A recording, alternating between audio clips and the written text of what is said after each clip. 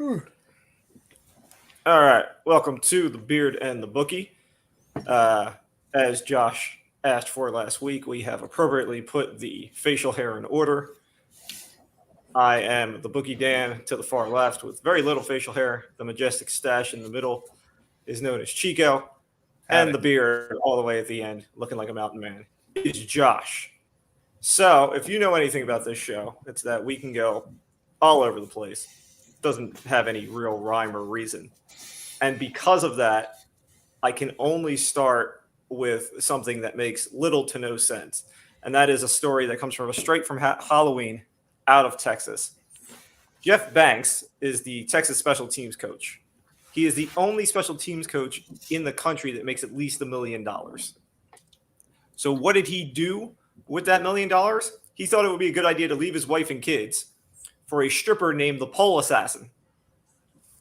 Okay? And if it doesn't get better, the Pole Assassin has a emotional support monkey named Gia, and they have appeared on Jerry Springer. Okay? So just setting the situation. On Halloween, Gia, the monkey, apparently bit a trick-or-treater. The Pole Assassin herself went to Twitter to defend said monkey and said the sign clearly said that when you get to the fence to turn back around and to not go through.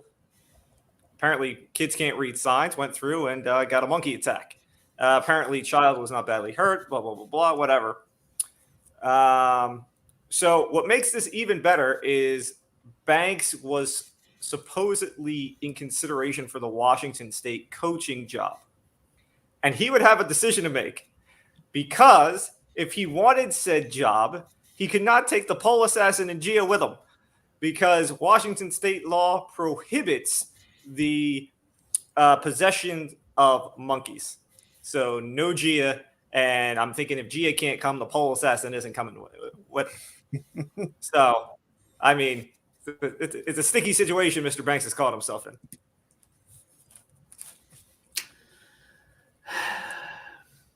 I mean,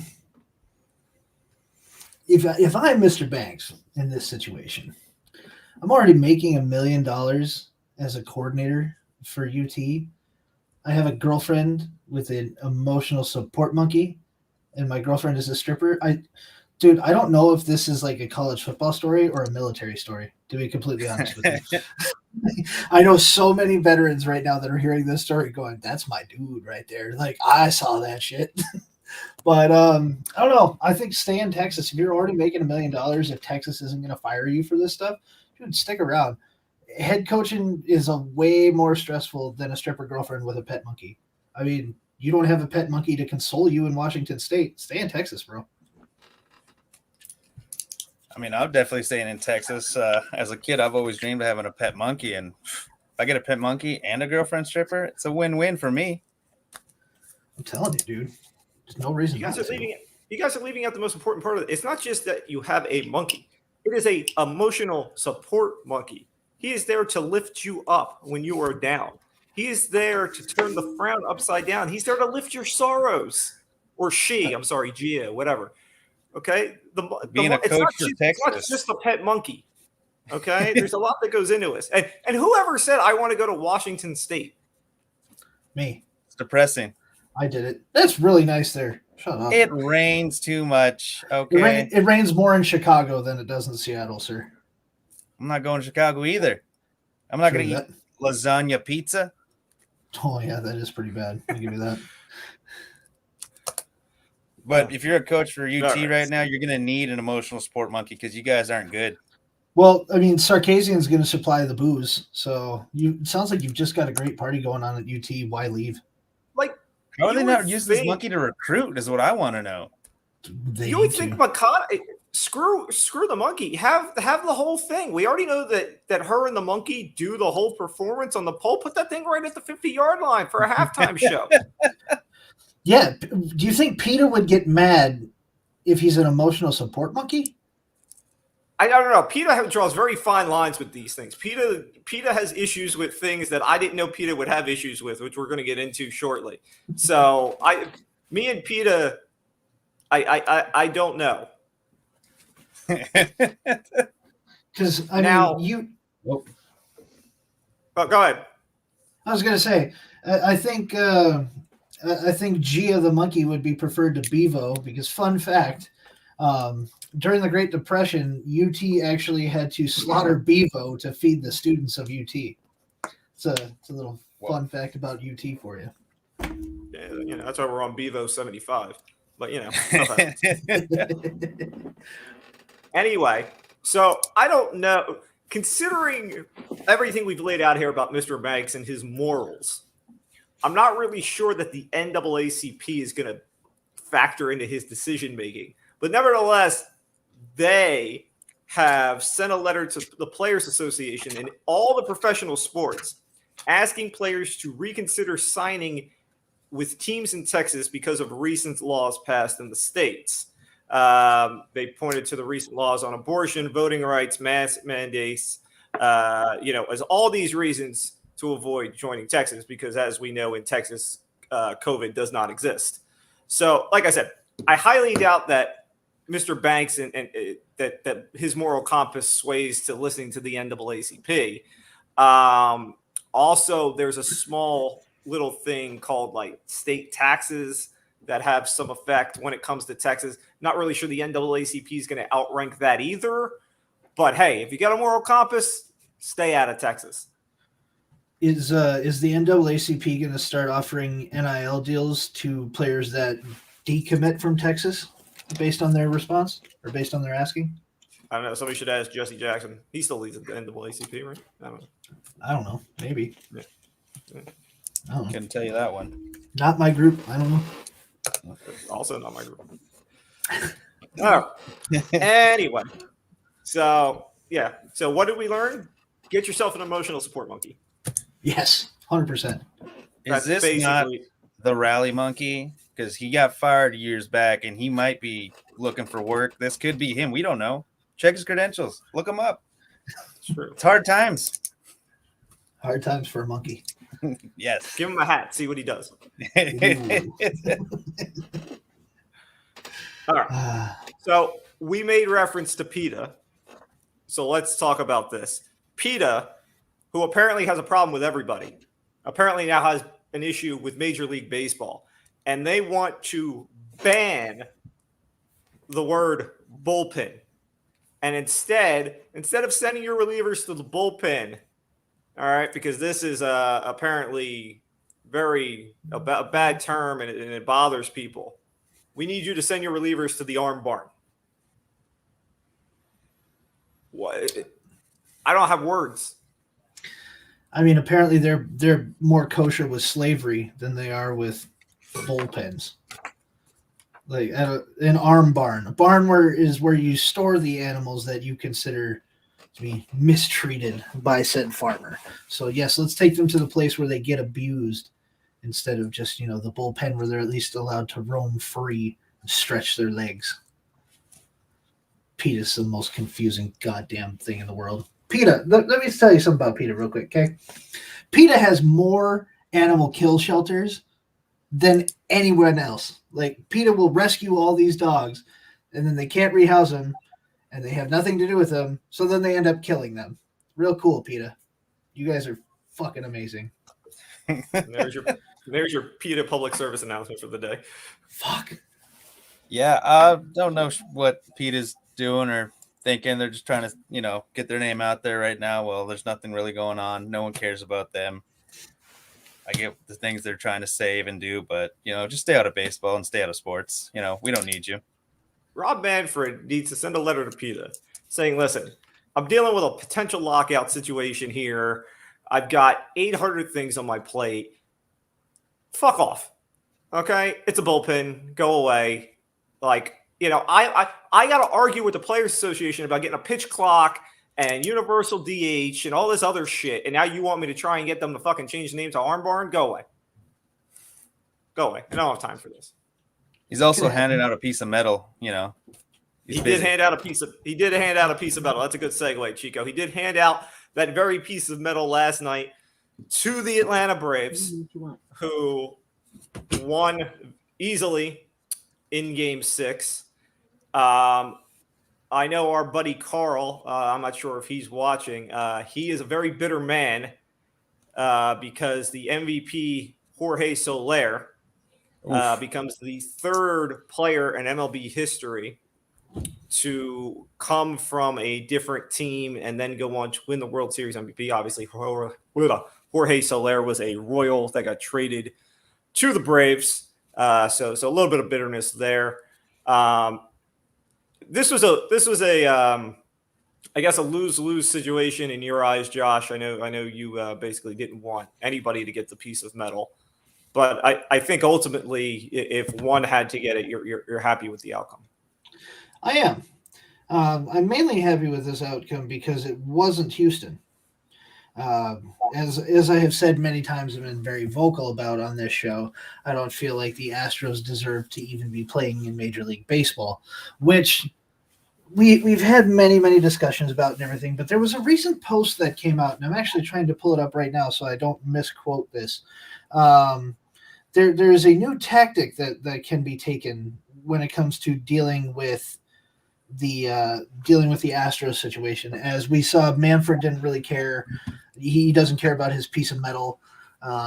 He apparently cared that the players were taking justice into their own hands, or at least Joe Kelly was. But what we really have is a new conversation that's taking place, and it's with Hall of Fame ballot voting. And it was Bryan Cranston of all people who brought this up. So I'm personally in favor of this, and I'm just going to read basically what he said here. He said, I have some thoughts to share on the eve of the World Series. Born and raised in Los Angeles, so I've loved the Dodgers all my life. By extension, I've hated the rival Giants and their success against us, but I've never disrespected them. That's not the case with the Astros. They've been exposed as cheaters, not in a good old-fashioned baseball way, but in a calculated, devious use of technology and trash can way. The kicker is that they're already a very talented team. They sullied the reputation of baseball, their fans, and themselves out of pure ego. They disrespected the game, and that is why they are universally disrespected and despised by nearly everyone who loves baseball, including me. Their duplicity was met with a finger-waving admonishment as their punishment. The commissioner's failure to protect baseball, to protect the integrity of the game was a disappointment. So maybe the baseball writers can administer justice to these cheaters by remembering years from now that several great players are hoping to enter the Hall. Correa, Altuve, Bregman, etc. all have a good shot at being elected into the Hall of Infamy, and I hope they make it. Go Braves. So, based on that, I do agree. I think that this is the best way to get justice on a team like this. When it comes to potential Hall of Fame voting down the line, you have to remember these cheating allegations like you do with Barry Bonds, Mark McGwire, Sammy Sosa, and you have to keep them out of the Hall for this. I think that's really the true justice that can come out at this point. So in regards to the Astros, yes. Switching sides for a minute and talking about the Braves are the last that I can think of. One of the last, Chiefs. One of the last teams that has a technically offensive team name. And so they, oddly enough, get to play in a World Series against the most hated team right now in the Astros for cheating. So in my opinion, this World Series will forever live in infamy because it is just negatives on negatives coming from both sides. Congratulations to the Braves for winning. I hope you take your racist piece of shit name and take it on down the road like the Guardians had to. But thank you with everything within me for beating the Astros. I really do appreciate it. Okay, before I basically tell Josh why he's wrong, Chico, go ahead and give me. I mean, the Braves won. Can't stand the Astros. Don't like the cheating that they did in the seasons that they were caught for. Again, can't stand Rob Manfred too for not doing anything about it and like saying like people that had to take it into their own hands to get justice for the game of baseball. We see a guy that got traded by the Diamondbacks and was the Diamondback for 30 minutes before he got traded to Atlanta, and Dansby Swanson finally get a championship. And Freddie Freeman, the guy, he's been there a long time. He's played a lot. He doesn't complain. He's just one of those guys that, you could say Chipper Jones-esque to, what they've been looking for all those years to help dominate one position they can do. But yeah, they need to, kick the name, look for something different, or just be called the Atlanta Bees or something. In response to your Dansby Swanson 30 minutes as a Diamondback, Travis d'Arnaud was part of like this big deal and was supposed to be the catcher of the future for the Mets, could never stay healthy. We just let him go, didn't trade him, didn't get anything for him, whatever. Now he's a World Series champion for the Braves. So that worked out. If that's not the Mets in a nutshell, I don't know what is. Shout out Eddie Rosario, twin that got the title too. So hey, all of our teams won a little bit, I guess. Yeah, sure. Oh yeah. I'm sure they're going to bring that piece of metal to all of us. Yeah. Also, I thought it was interesting listening to you brought up Correa and Freeman. They're both going to be free agents. Listening to them afterwards, Freeman basically saying how he hadn't really given it thought. He's always wore a Braves jersey. He's not even thinking about wearing another one. He obviously wants to be back, and and obviously they'll see how it works out. Whereas they asked Correa, in your last at bat, did you give any thought to how this could be your last AB as an Astro? And he's saying that's all that went through his head. So in Game 6 of the World Series, where you're about to lose the World Series and blah, blah, blah, you've already fast forwarded to this is my last, not even this could be my last, this is my last at bat as an Astro. He's already gone. All right, he's already made up that decision and whatnot. So I thought that was telling. Now, as far as your Hall of Fame and keeping the Astros out thing, I thought it was interesting. You sent this to us, and then I came across an article today from Joel Sherman, who is obviously on MLB Network a lot. He's a Hall of Fame voter, things like that. He wrote in an article today, will Altuve be hurt by his association with the Stein ceiling scandal of the 2017 Astros? It doesn't help, but it's not going to be viewed like steroids. There's evidence Altuve was not a major abuser of illegally knowing what pitches were coming. There is the conspiracy he was wearing a buzzer to alert him what pitch was coming, including when he hit the Game 6 homer against Aroldis Chapman. Again, the evidence for it is hardly overwhelming. Altuve struggled last year in the first season after the revelation of Stein ceiling was damaging, as if he could not thrive without assistance. He returned to excellence this year, but not his peak. His lone MVP award came in 2017, will probably lose substance, especially since he currently has just one other top 9 finish. His 23 postseason home runs, including 5 this year, are the second most ever. His hit total through age 31 is similar to George Brett, who excelled in his 30s. It also looks a lot like Carl Crawford and Jose Reyes, who crumbled. So what he's basically saying is that the scandal has no effect. Altuve's career will write itself, and his Hall of Fame legitimately will write itself. If you want to know about how the Correas and Altuves and Springers and Bregmans and, how that's going to play out, there's a very easy case to look at. Carlos Beltran. Because Carlos Beltran was basically the poster child of he did something. Okay? On paper, you can't argue Carlos Beltran is a Hall of Fame player.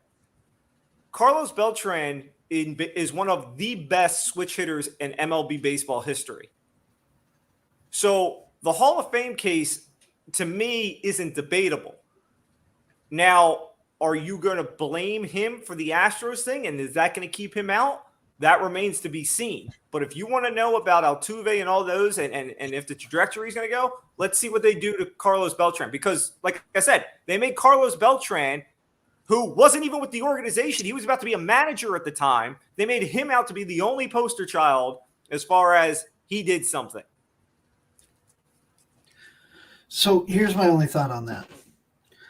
The big thing with this is he said Altuve wasn't really the one that was benefiting. He wasn't really doing it all that much. Okay, that sure, fair point. But he knew about it, right? If he wasn't necessarily taking advantage of it all the time, he still knew that it was taking place. Everyone on that team knew that it was taking place, and everybody just decided to go along with it. So that makes you, in my mind, just as complicit as the people that were doing it every single time they stepped up to the plate. I hear you, but the Hall of Fame, as far as morality, give me a break. They have murderers, rapists, all kinds of things in that Hall of Fame. Okay, we have. Are we talking about the steroid Raiders? users. Whoa. We'll get to that. But I mean, we have steroid users that are likely in there. I mean, we have people that to this day write petitions to put Pete Rose in there when he knowingly disobeyed the gambling rule. So, I mean, here's the thing. It all again falls on Manfred. Manfred put this big balloon around all of this, said, tell me everything and I won't say a word, and then put them out there. So you don't know who knew who did what. You don't know anything. So it's all speculation. It's all who said what. And I don't think that writers are as emotional about it as fans are. I don't. Yeah, well, I mean, writers are also part of what's wrong with baseball, so I'm just going to encompass it that way. I'm not going to totally argue that. So one last thing, baseball, or two things actually, baseball-wise. Buster Posey is supposedly going to announce his retirement tomorrow. All-time great Giant, obviously. He was part of the dynasty with the 3 World Series. It'll be interesting to see when he comes up for Hall of Fame. I think he's a borderline case. I don't think he's a lock. Let me put it this way. I'm going to ask both of you because I know when you say Buster Posey to me, I know the first thing that pops in my head, and it's not, I don't think anything that anybody else is going to come up with. So, Josh, I say Buster Posey to you. What is the first thing you think of as far as Buster Posey? Giants catcher. Old as fuck. Like that's you say Buster Posey. Yeah, I said first thing. So. Yeah. Hey. Chico? Getting blasted at home plate. There we go. That's Chico, what I remember. Sharing a brain. Because Buster Posey is the reason for this horrible home plate rule. Thank you. Even the scout knew where I was going with this. I don't watch the National League. Bums are in the National League. Buster Posey. Who just won the World Series? A National League team. The most racist team in baseball? Yeah. Okay. Still National League. National League's actually been dominating the World Series for like the last decade. But Buster Posey's the reason for this home plate sliding rule because Buster Posey didn't block a plate properly, got his legs smashed into pieces, and then because at the time Posey was still a high-profile catcher, they redid the rule to basically where you can't, you have to give the runner a lane and you can't block the plate, the way you used to. All because he did it improperly and got himself hurt. There was no reason to ever make the rule. Had he blocked the plate correctly, his leg wouldn't have got mangled into pieces. So, yeah, when I think of Buster Posey, I think of thank you for ruining home plate. Thank you. So what you're telling me is that Buster Posey is basically the Tom Brady of baseball. Absolutely. Buster Posey and Chase Utley have single-handedly ruined base running. Okay. That's it. Okay? Posey, thank you for the home plate rule. Utley, thank you for breaking Ruben Tejada's leg and making sure you can't slide in the second base anymore. Who was the guy that punched Joey Bats in the face at second base that one time? Rundor? Yeah, that guy changed base running forever. Okay. I don't think Joey Bats was ever the same after that. I don't think he could swing the bat after that. Nah. That's the best contact he's ever had in his entire life. All right, last thing, because it's a Mets related thing, and everybody loves to dump on the Mets. Trash. So 7 years ago, minor league baseball players sued MLB for back pay, and the class action suit is finally going to trial this June of this upcoming year in 2022. Things are going on, blah, blah, blah, blah, blah. So, however, deep within the filings, the players have quoted an unlikely source to help their case that minor leaguers are exploited by Major League Baseball. That source? Mets owner Steve Cohen. Because Steve Cohen, in one of his 800 tweets, let me find the exact quote here. His tweet said, this was when they couldn't sign Kumar Rocker, who they had drafted in the draft. He said, baseball draft picks are worth up to 5 times their slot value to clubs. And their thing was basically saying a recent indication of the value of a minor league player comes from Steve Cohen of the Mets. An expert report on why MLB has allegedly been illegally paying sub-minimum wage salaries.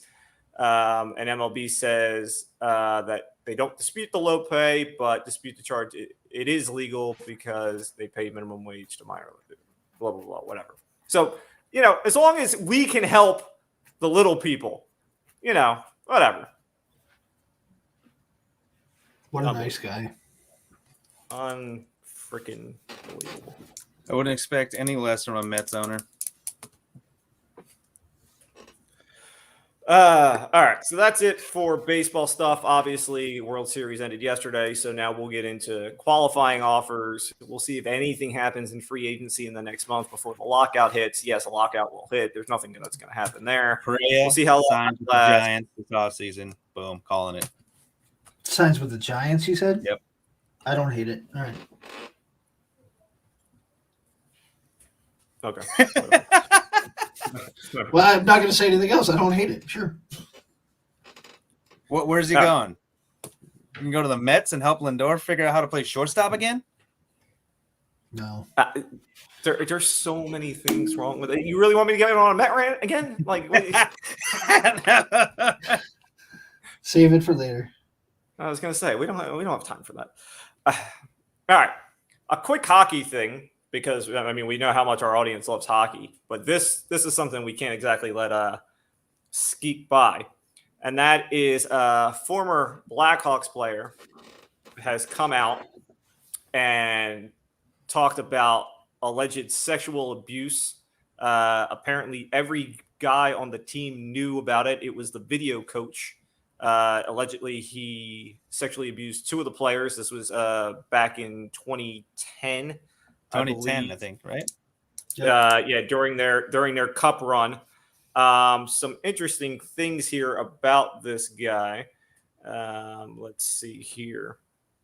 Let me get it exactly right. Yeah, so after leaving the Blackhawks following 2010, team declined to say why it was, but Aldridge said that he was sick of the NL grind.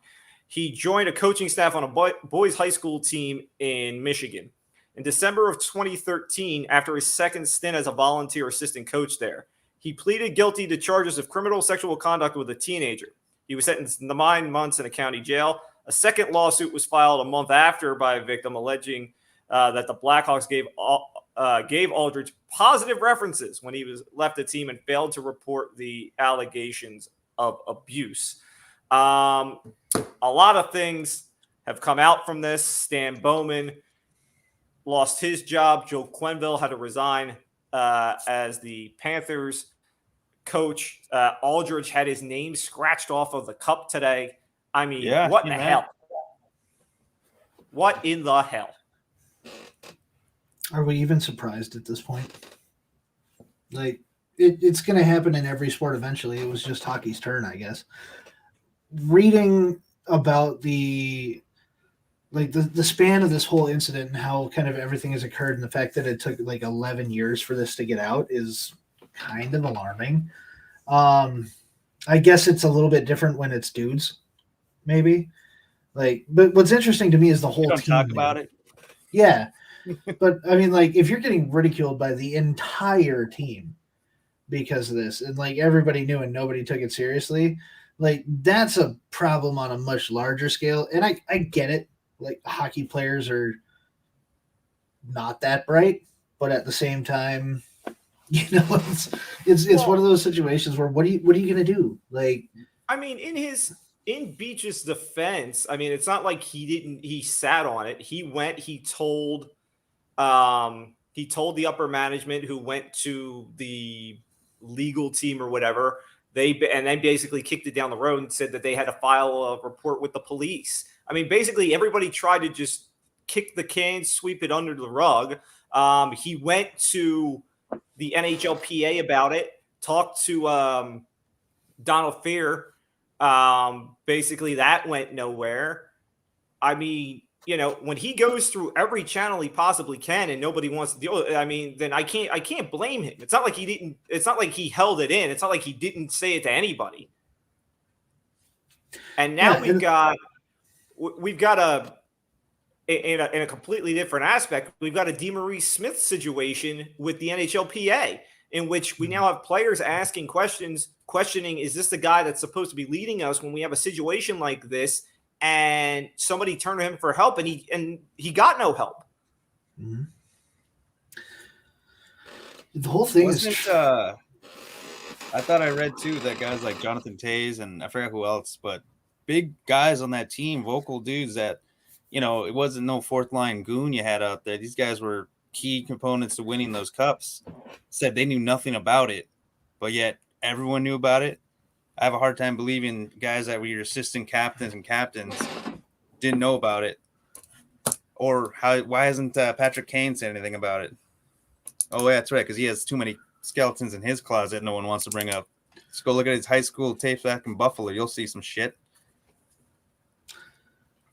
Yeah, I think it's exactly that. You don't want your big name, high profile players coming out and being like, yeah, I knew about it and I took part in it, because what does that do?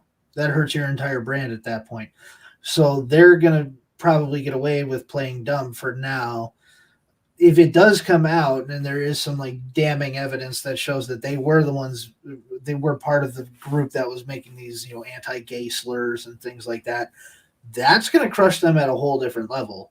And I mean, that could really bring down the entire team. It'll bring down attendance. You'll see a lot of issues.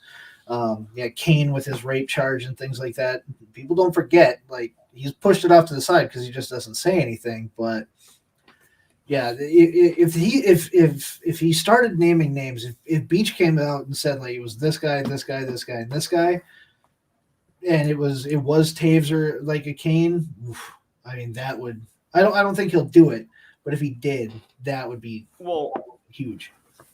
I think because it's 11 years ago and because, it's mostly right now an NHL problem, that they can kind of keep this contained. But if all of a sudden, and I don't even know if you would get this far, because, I mean, you just look at the guy's track record and it screams, hey, I'm going to sexually assault any guy I can get a hold of. If they had to all of a sudden go to a trial and start calling witnesses, that's when things will start opening up. That's when we'll find out who knew what, and all of that. I mean, again, look at this. Stan Bowman. I mean, Stan Bowman he's the orchestrator of the dynasty in Detroit. That short-lived dynasty there with the Blackhawks in the early, a decade ago. I mean, that is like top of the mountain hockey royalty right there. And he's gone in a blink.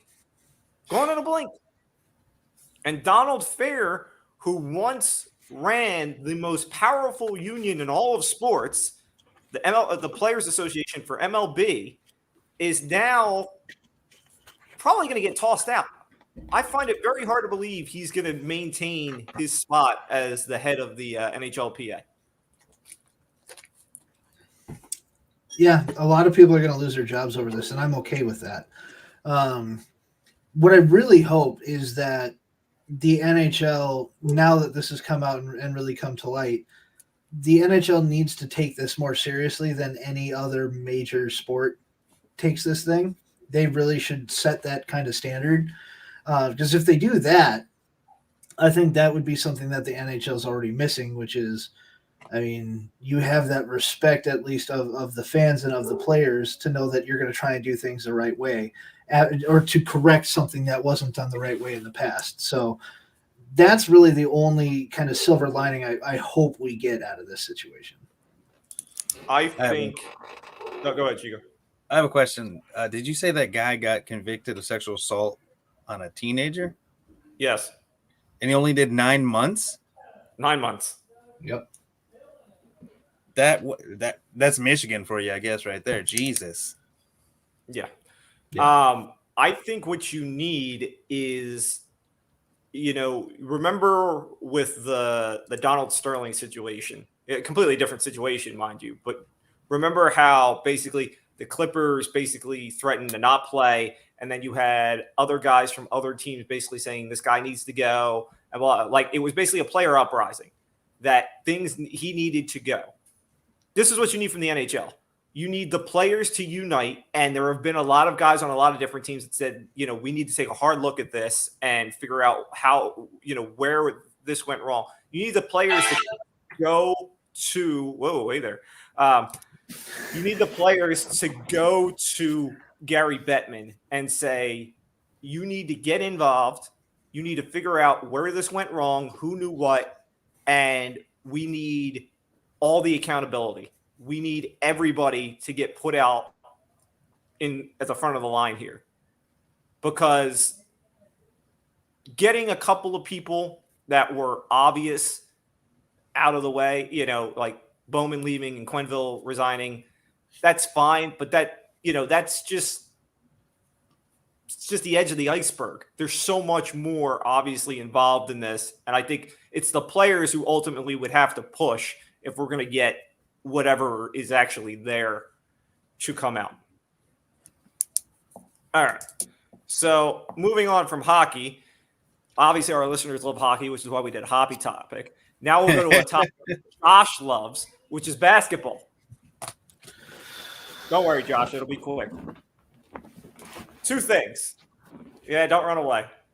No, I'm looking to see who the hell you were talking about. Yeah. So the Celtics, who I believe won tonight, the other day played the Bulls and coughed up a giant fourth quarter lead.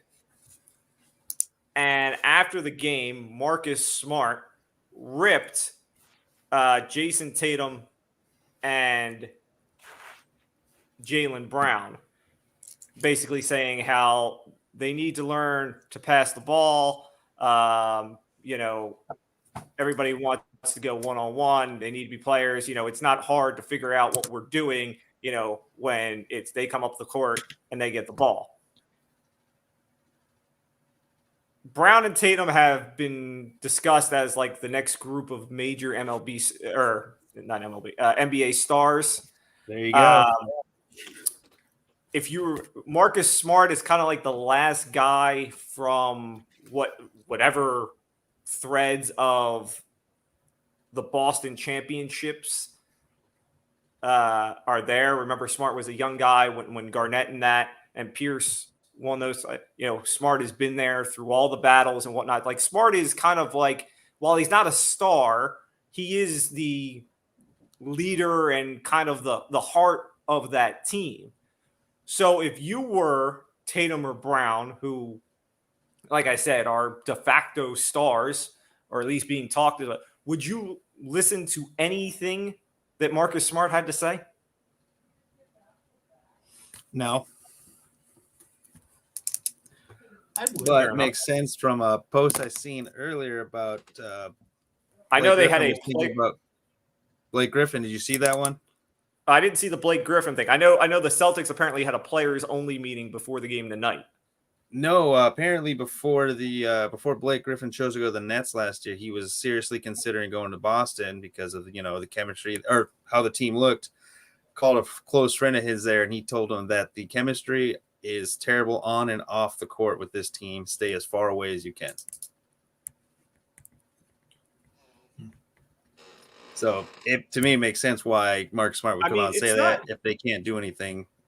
It's not a surprise that there's something going on behind the scenes. I mean, the Celtics have been viewed the last 3, 4, 5 years as contenders. You know, they went through that little mini rebuild when they were drafting, you know, Tatum and Brown and whatnot. And, you know, it was like, you got to let these guys progress and grow up and then get over the hump and blah, blah, blah, blah. And we haven't seen the Celtics do it.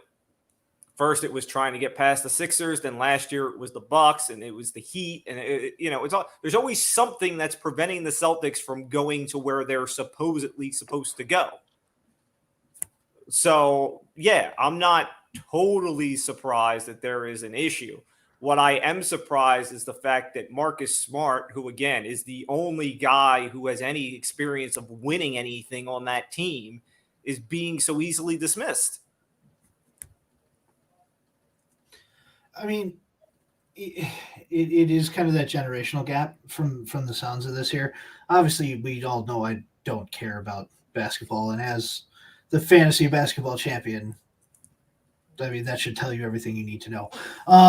But to not listen to a guy like that who's been around and may not necessarily have played the biggest part in those Boston championships, but was at least there and saw what it took to build a winning team. I mean, the guy adds value and he's on the team for a reason. If you choose not to listen to him, that's on you, but that defines you more as a player and as a person than it does him. Here's the exact quote. Smart said, "I would just like to play basketball. Every team knows we are trying to go to Jason and Jalen, and every team is programmed and studies to stop them.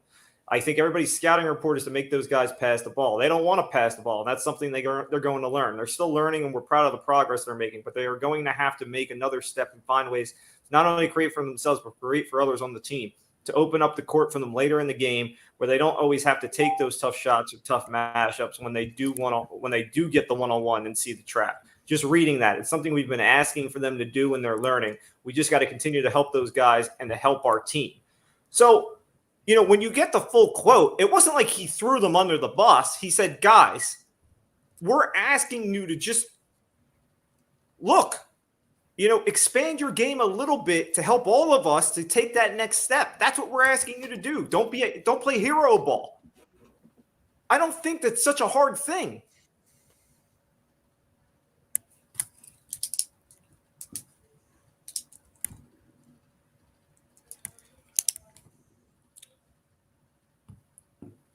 All right. Moving on after that, one other thing, again, teammates. Scottie Pippen has been losing his mind, as we all know. And he wrote a book. So, of course, he's got to put out his little excerpts and get the publicity going. So something he wrote in the book is about how he was very upset about The Last Dance, which I'm sure we all watched. Everybody watched The Last Dance.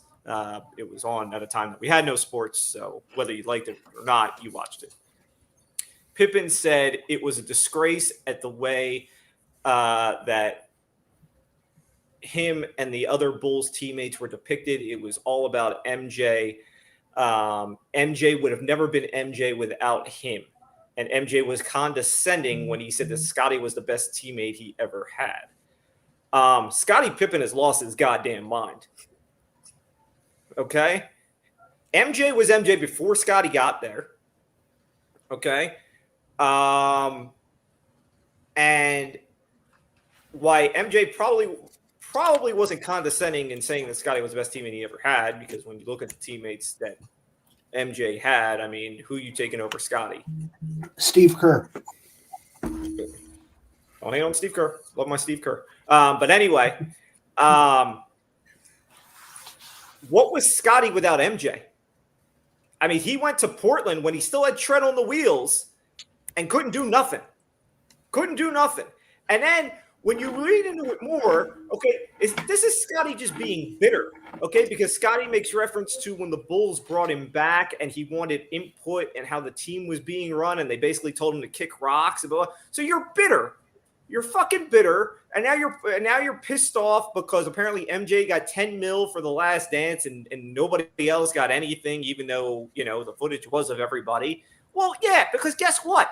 Does anybody want to watch a thing that's centered around Scottie Pippen and the Bulls? No, they want to know about fucking MJ. Because guess what? MJ was the guy going on the golf course, playing 36, getting drunk, and then dropping 52 3 hours later.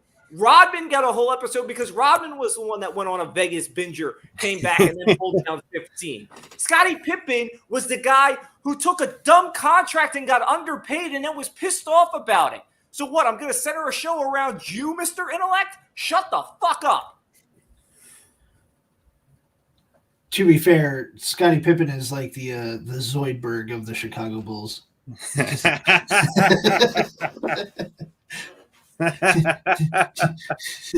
Oh, why not me the whole goddamn time? Why not Zoidberg? Why not Zoidberg? I mean, let us not forget Scottie Pippen called Phil Jackson a racist, and now he's trying to walk that back. No one calls the greatest North Dakota product of all time a racist. It's true. How dare you, Zen Master?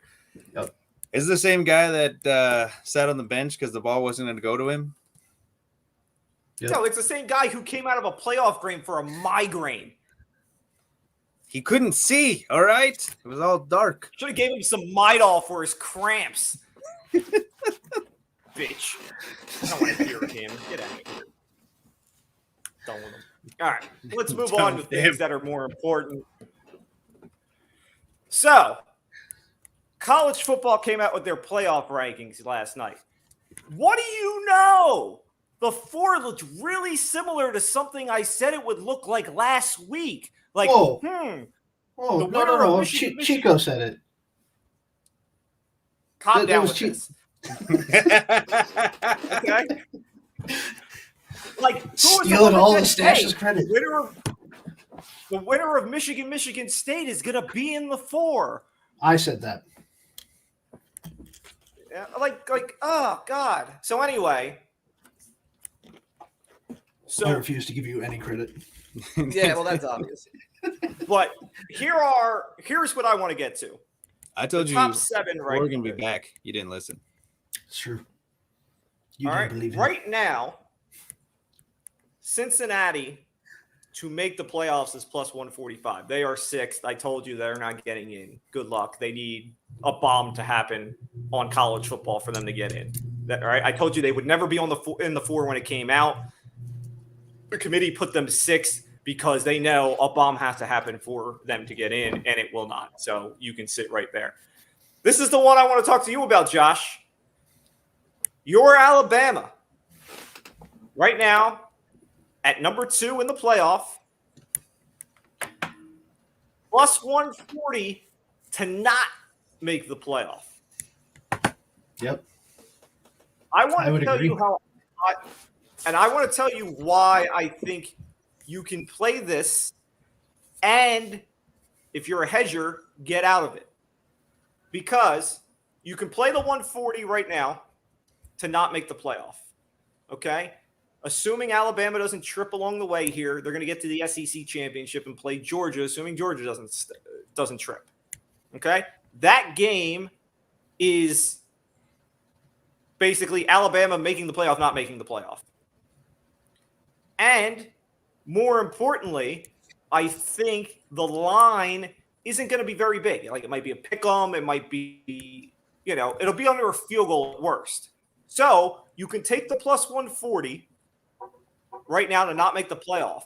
And then when that game comes around, take Alabama money line.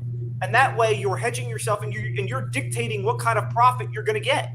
Because you've got your money on not making the playoff, and then you take them on the money line because if they win that, they're going to make the playoff anyway.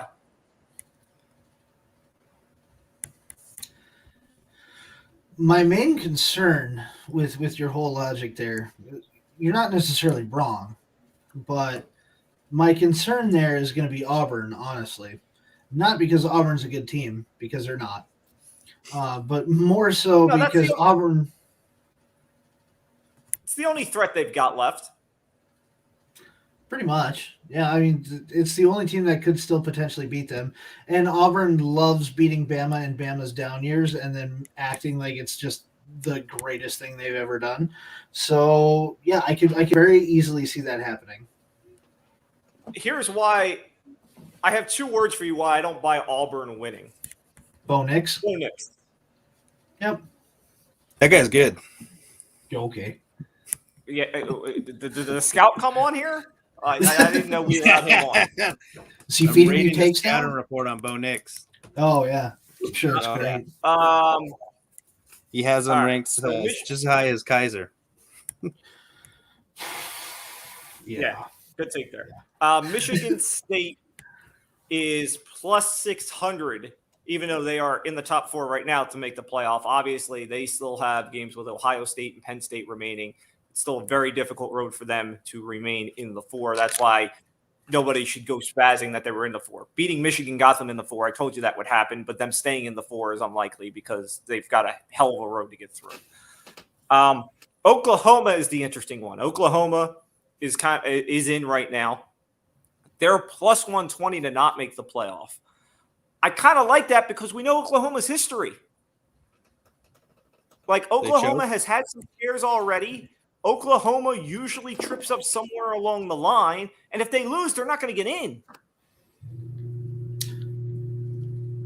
Yeah, but I mean, Oklahoma's kind of been another one of those staple teams that has been in recently because of quarterback play.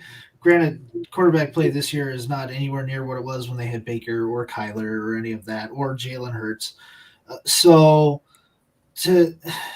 For Oklahoma to be on the outs, I understand why, but I don't think they really have another challenging game left on their schedule. Like, they could just shit the bed on a game, but I don't really foresee that happening. I think they still go undefeated, and if they go undefeated, they're in. They just had so many close calls already that they're begging to stub their toe, and it is Oklahoma. Yes, but like, who are you going to put in over them? You're going to put in a one-loss Ohio State team over over a Pac-12 or Big 12? Yeah, so if Ohio State wins out, they're getting in. I've been telling you that for a month. They're not winning out. They're not winning out. Yeah. Oklahoma has to play Baylor this week, I believe. Look at the yes/no odds tell you what's going to happen. Ohio State to make the college playoff right now, minus 160. They're telling you Ohio State is the team getting in. Nope. I don't buy your voodoo magic. Look, I don't believe in stats or numbers, okay? Yeah. But, by the way, just some interesting things. So if the playoff were set right now, here would be your matchups, and here are your spreads. Alabama would play Michigan State because Michigan State is at 3 and Alabama is at 2. Josh, you want to take a guess what that line is?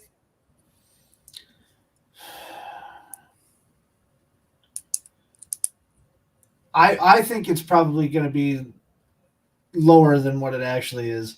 I would say I would have Bama on the plus side to about a plus 150 if it were me.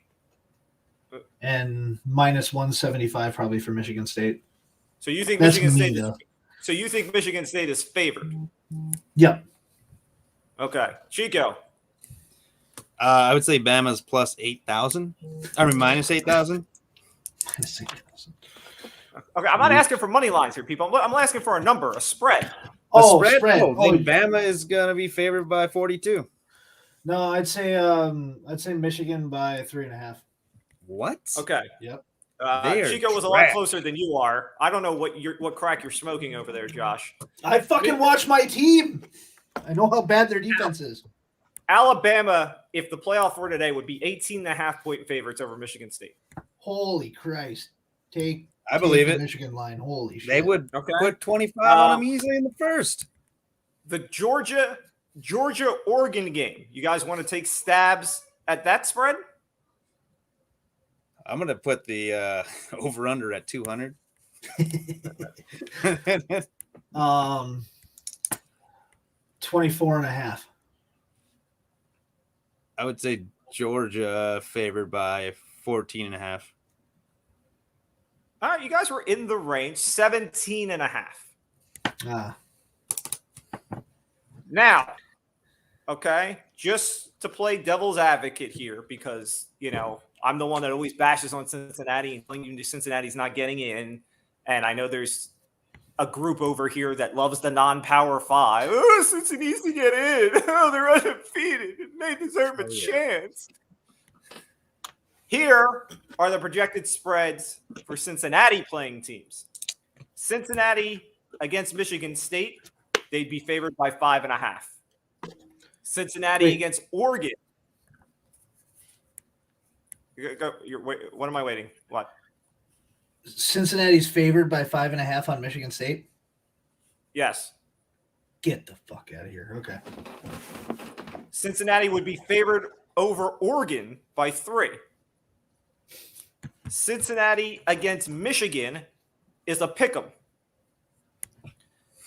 The two teams that Cincinnati, as far as the contenders right now, would be dogs against would be Oklahoma. They'd be getting 2.5. And against Ohio State, remember the team that you said isn't getting in, they'd be getting 9.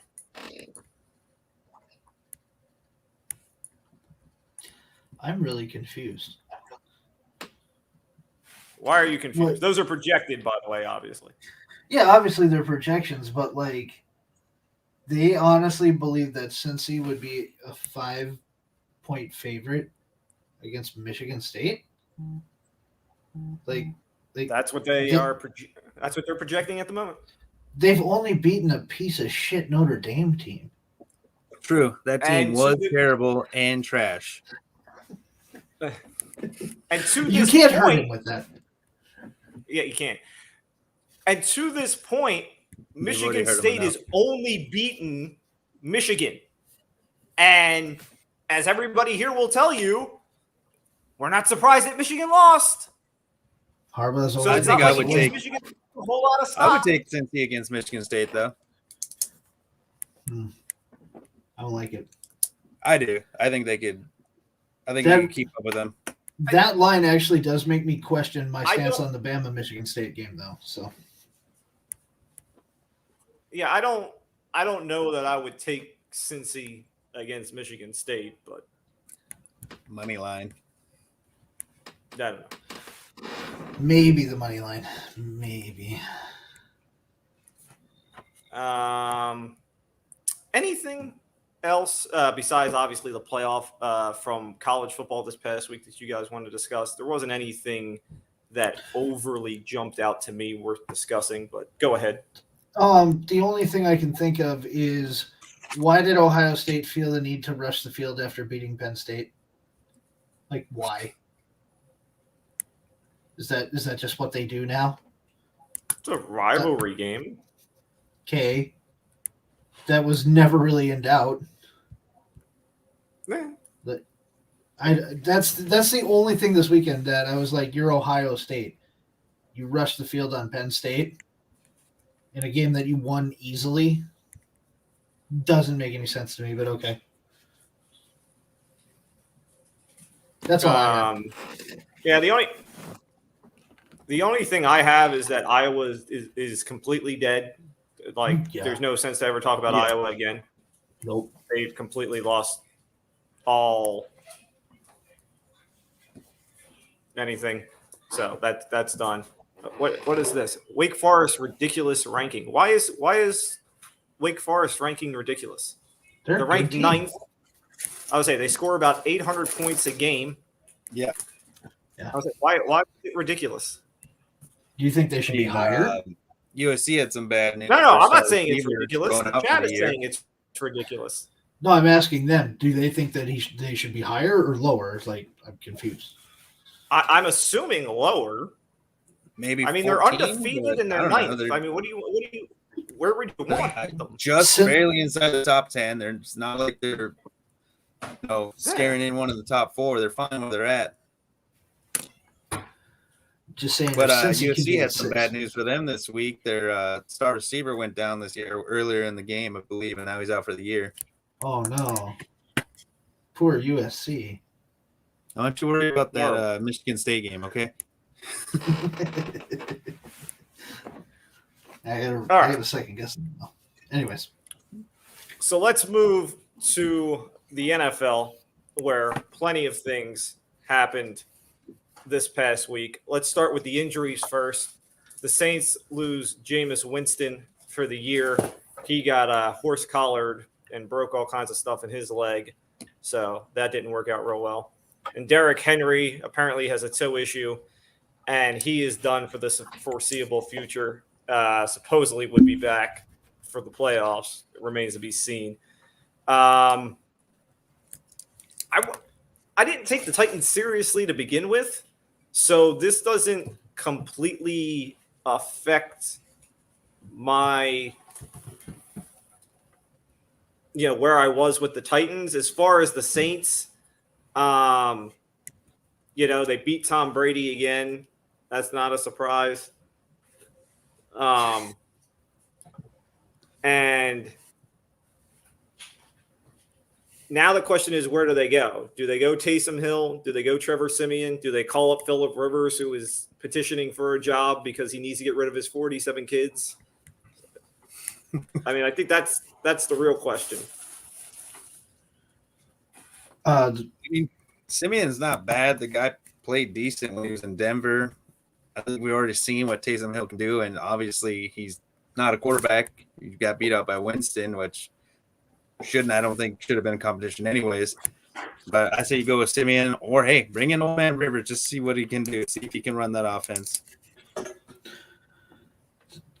I actually don't hate bringing in Phillip Rivers, honestly. I think this might be good for him. Give him a chance, but with Michael Thomas out like that, I mean, I'm going to get to Michael Thomas. I know you're going to. It's just a matter of like, could he be more successful? Michael Thomas saw Jameis Winston go out for the year and said, "Oh, by the way, I had a setback with my ankle. I'm not coming back, by the way."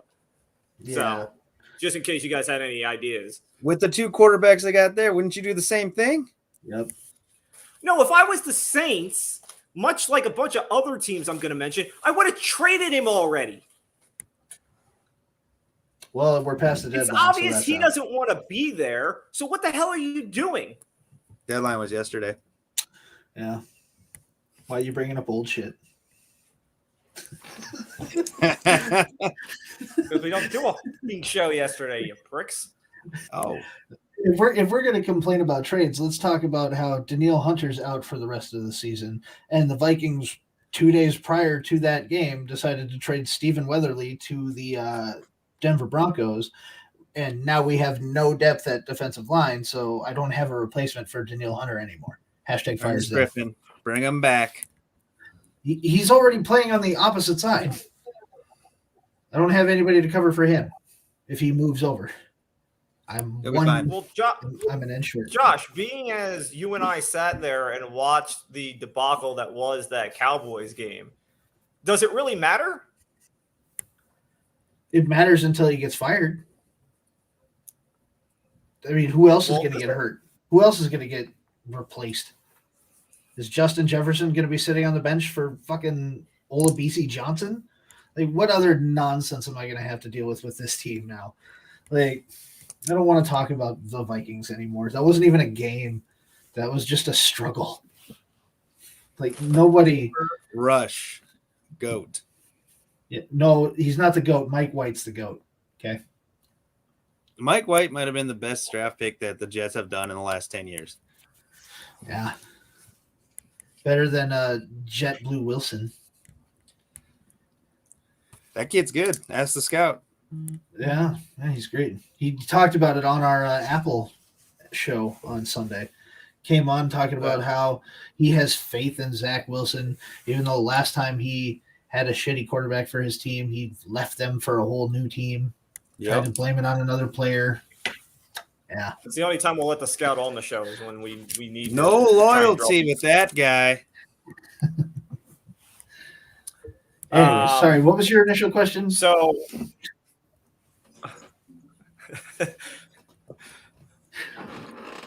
Von Blair actually did get traded. He went to the Rams. Josh, you've been all in on the Rams from the start. Does this elevate the Rams that much? It definitely doesn't hurt, considering you gave up a second and a third. I mean, if you're all in on a Super Bowl this year, this is a great move. I mean, it gives you just that extra piece in the secondary. Von Miller's been around; he's won championships before, so you're bringing in a guy who's won a Super Bowl to a defense that's already pretty stout and already has big names on it. He's going to play really well in that defense. So I don't hate it. I think that they needed somebody like that to kind of button up the middle and to get an extra defensive, to get some more pressure on the line too, because Von Miller is great at coming through and blitzing. So I love this pick. I think it's great. I think he will do well here. Whether this is just a 1 year kind of gig for him or if he stays, 3-4 years yet and then retires from there remains to be seen. But I like this move. I think this is a win now mentality, and it's what we needed to see from the Rams if they wanted to be contenders. I enjoy the move myself, getting Von Miller out of my division, which is awesome. But I think it also shows that they're, they are all in. They're trying to get there. You look, if you're up opposing offense, especially your offensive line, you're coming into the film room, you're like, oh, we got a double Aaron Donald. Wait, Von Miller. All right, what are we going to do, guys? What are we going to do? Mm-hmm. So I think earlier, I like the Matt Stafford trade they made. I like this trade they made. And the best thing I've seen so far today, too, is that the GM's kids actually made him a shirt that said, fuck them picks, because you don't need them. And I've heard a lot of people say, why trade for more picks and draft someone that you don't know if they're going to be good? Trade those picks for someone who is good, that can play. It's already come out that the Rams do want to make an extension and try and keep Von Miller on the team going forward. It's like the Rams looked and said, listen, the last time we had a first-round pick, we took Jared Goff. Obviously, the draft pick thing doesn't work, so let's just not have them.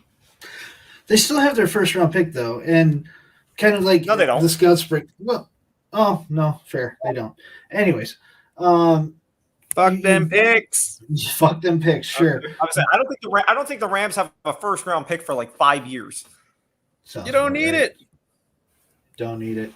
Not if you got Von Miller, which, by the way, we're all being very disrespectful to Jalen Ramsey right now. So I feel like we need to apologize because we brought up okay, we got to stop Aaron Donald.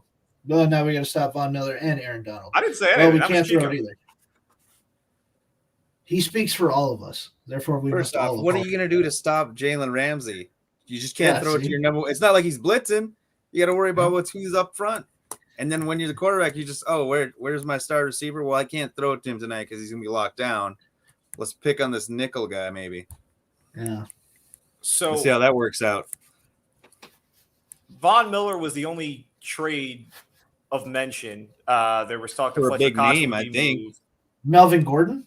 You mean Melvin Ingram? I don't consider that. Melvin Ingram, sorry. Yeah. Yeah, I don't consider Melvin Ingram a big move. I would say he's got 5 more tackles than a dead person. That's not. He's more just a depth guy now. He's nothing special. He doesn't have the same burst and speed he did with the Chargers. The Deshaun Watson thing didn't happen, which wasn't surprising. Goodell made sure that wasn't going to happen by never moving any of that forward. So that'll happen in the offseason. But Fletcher Cox was out there. That didn't happen. Odell Beckham was out there. That didn't happen. And let's go with the Odell Beckham thing.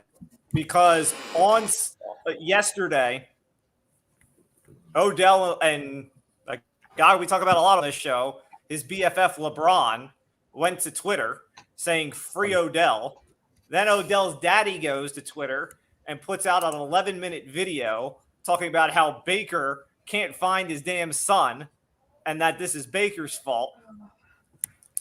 Apparently, the Saints tried to make a deal. That didn't happen. And now today at practice, Kevin Stefanski calls him and says, you know what? You don't need to come to practice today, even though Odell was ready to come. Said, you don't need to come to practice today. Tells reporters, as of this moment, Odell isn't really on this team and that they're discussing the future plans with his agent. If you were going to do all this, if this was such a problem, Okay, because you're obviously siding with Baker, which I have no issue with. I think you should side with Baker. But if that was the case, why didn't you deal him? Because now what? You're going to release him and get nothing and let him pick where he wants to go? I don't understand these teams. Why are the Eagles holding Fletcher Cox? What is he adding to them? Why are the Browns holding Odell Beckham? I mean, all these teams. Why did the Giants keep Evan Ingram? I mean, all of these. Like, why are you holding all of these guys that are just going to walk anyway? Like, just get something, anything.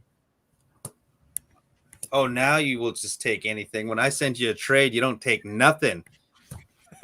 All these teams have you as their GM. That's why these guys didn't get moved, because they're asking for everything. They're like, oh, no, you want this guy? No, I'm going to need 19 first-round picks and your first kid, your first 2 borns, or whatever.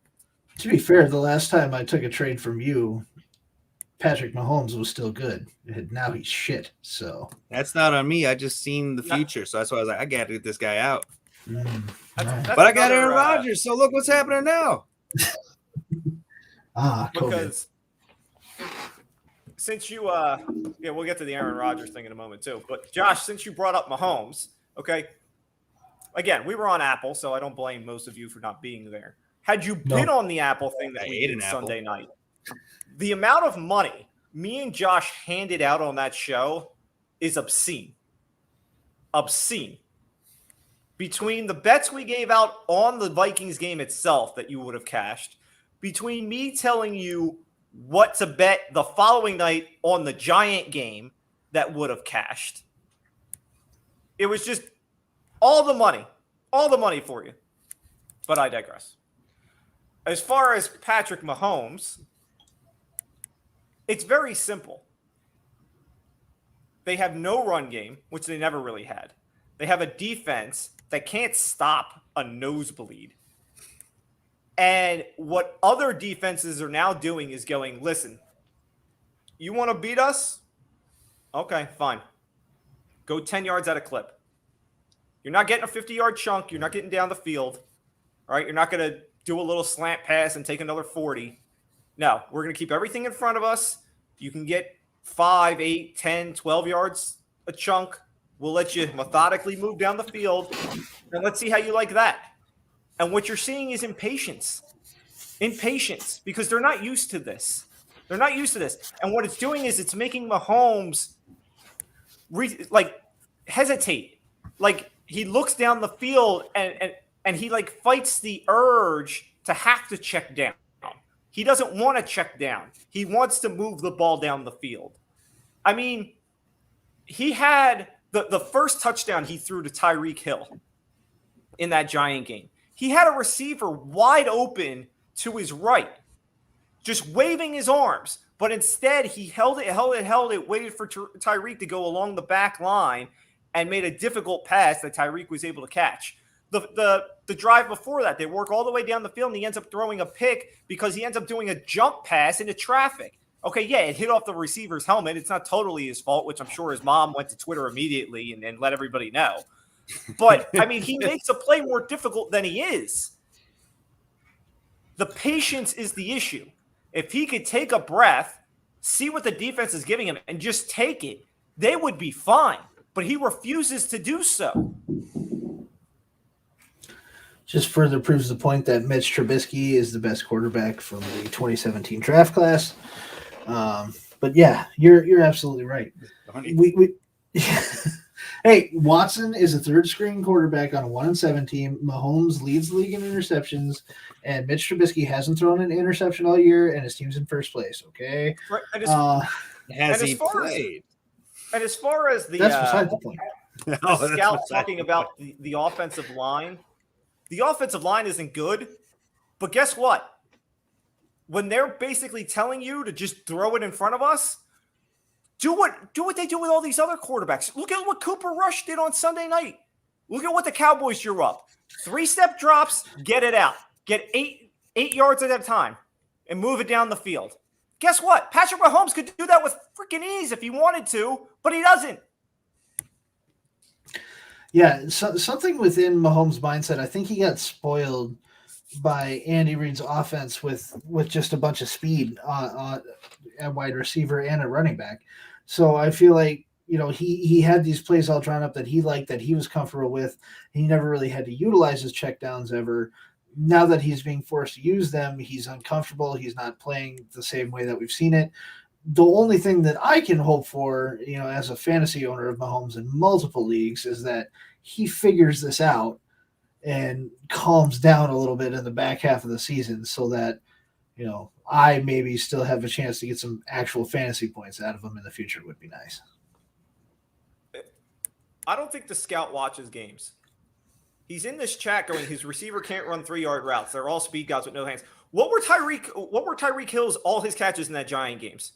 Just crosses underneath, check downs, and hope that he could run from far. Right? He's got Travis Kelce. Is Travis Kelce a speed guy? No. Does Travis Kelce have no hands? I'm sorry, I thought he was a Pro Bowl. He's really good at catching the ball.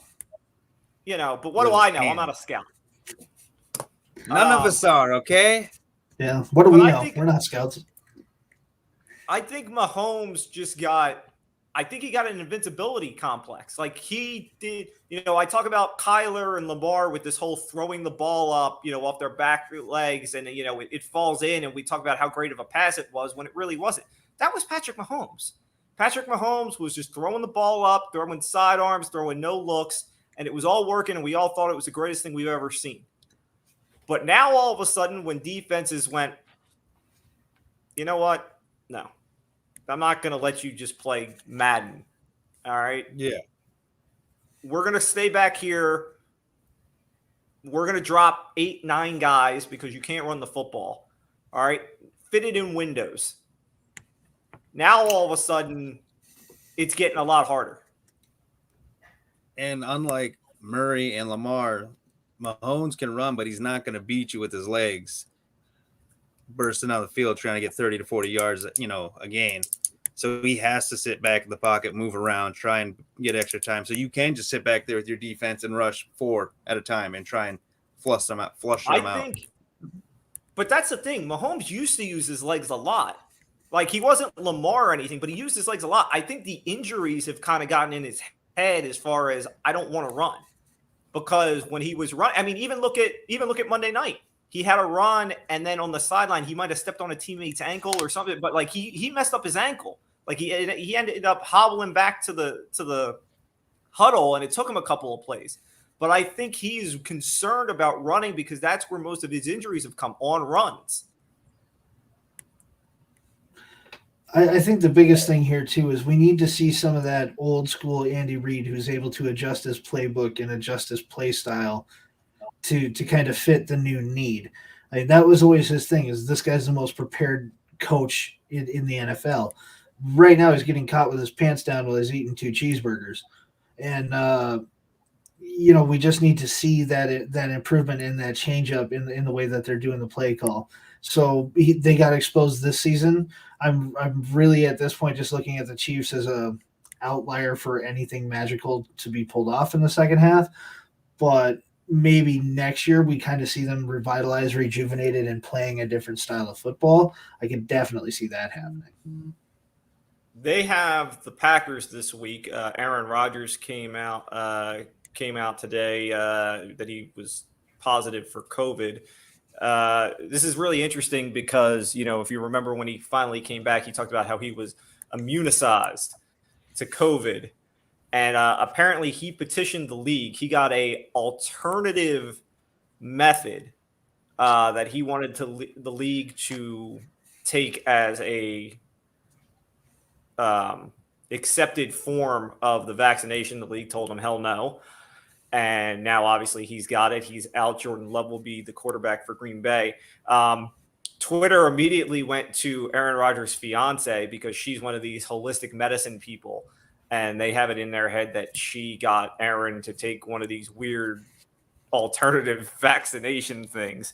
But 2 things come out of this. Obviously, Jordan Love will now make his first career start against the Chiefs this weekend. The line went from a pick'em to now the Chiefs are favored by 8.5, which we'll get to.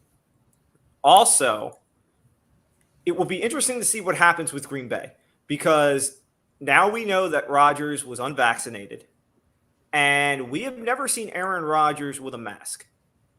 And from everything that I can tell, it is on the teams to kind of keep the protocols in check as far as vaccinated and unvaccinated. They were supposed to be like keeping them separate, and the unvaccinated guys couldn't do as much, and blah, blah, blah, blah, blah, blah, blah, and some that.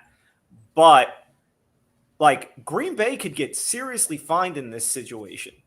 Don't know if they will, but it's possible. It's something that's definitely being talked about. It's something the teams are calling the league about. Nothing makes me happier than to see Green Bay in turmoil. So the fact that the girl from the Divergent series brought down Aaron Rodgers is the greatest thing that could happen to me as a Vikings fan. I'm so happy. I'm hoping that this continues and that he just gets COVID after COVID after COVID, because the Vikings don't play them until like right before Christmas. So I would really appreciate a Jordan Love run Packers team for Christmas. It's like the only thing I'm going to ask for. I'm not going to get it, but we can't discount double check Jordan Love, because we saw what happened with Mike White. We saw what happened with Cooper Rush. This is technically, I guess, the year of the backup quarterback, because we're seeing these guys come out and actually perform halfway decent. So maybe Jordan Love comes out and can officially replace him like Rodgers did to Favre back in the day. No, I was like, we'll get to that game in the bets. To answer the scout, Rodgers would have the same protocols as non-vaccinated, since it was not approved. And yes, he is in a similar Cole Beasley situation. Remember, Beasley got fined in training camp because he was doing things he wasn't supposed to. However, this isn't exactly the same, because Rodgers was coming to like press conferences without mask, and we don't know whether or not he was wearing mask in like the quarterback room and things like that. That would all fall on Green Bay. So I think that's what other teams are trying to ask the league. I think that's what the league's trying to figure out. And I wouldn't be surprised if it comes out, if Rodgers really was just walking around without a mask the whole time, if Green Bay gets rocked with something serious.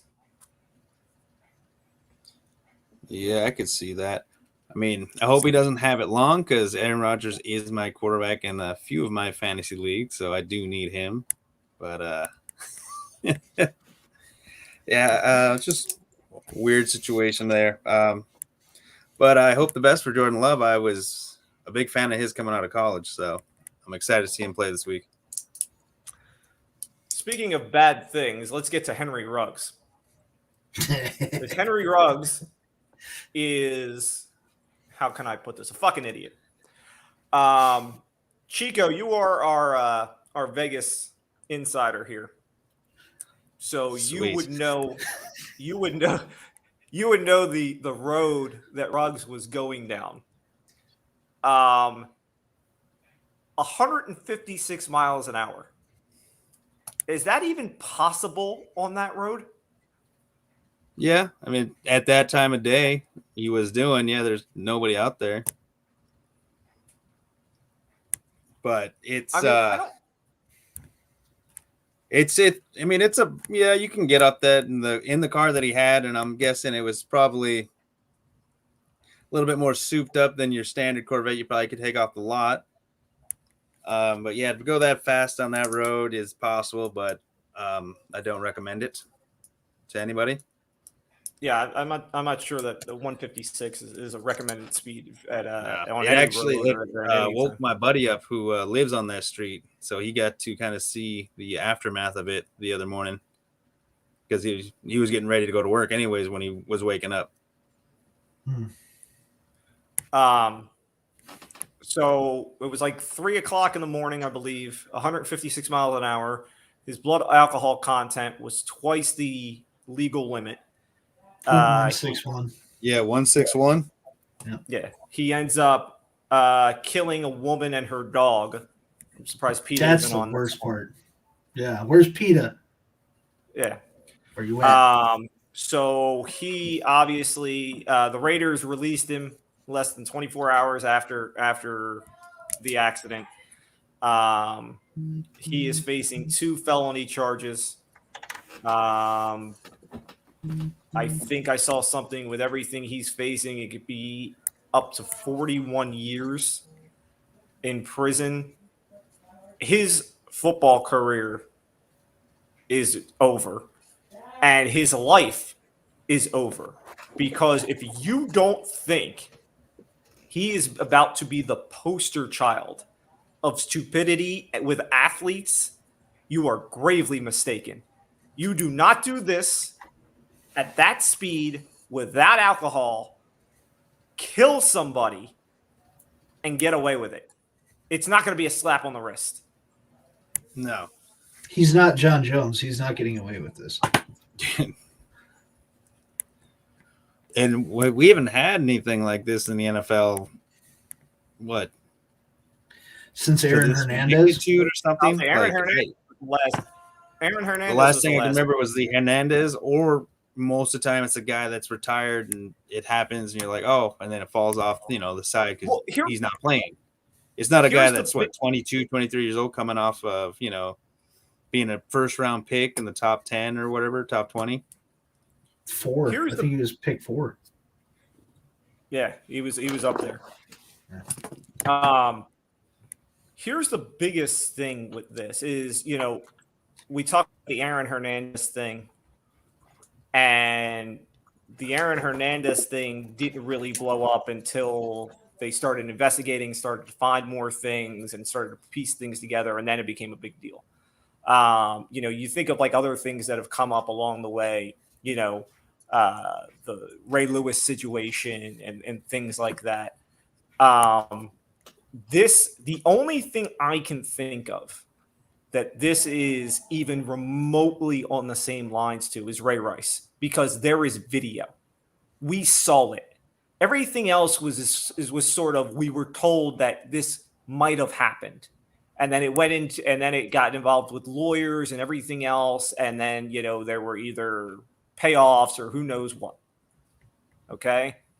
Ray Rice, there was a video. We saw him knock her out and drag her out of that elevator. And Ray Rice went and disappeared. Henry Ruggs, there was video of you speeding down this road, running into a car.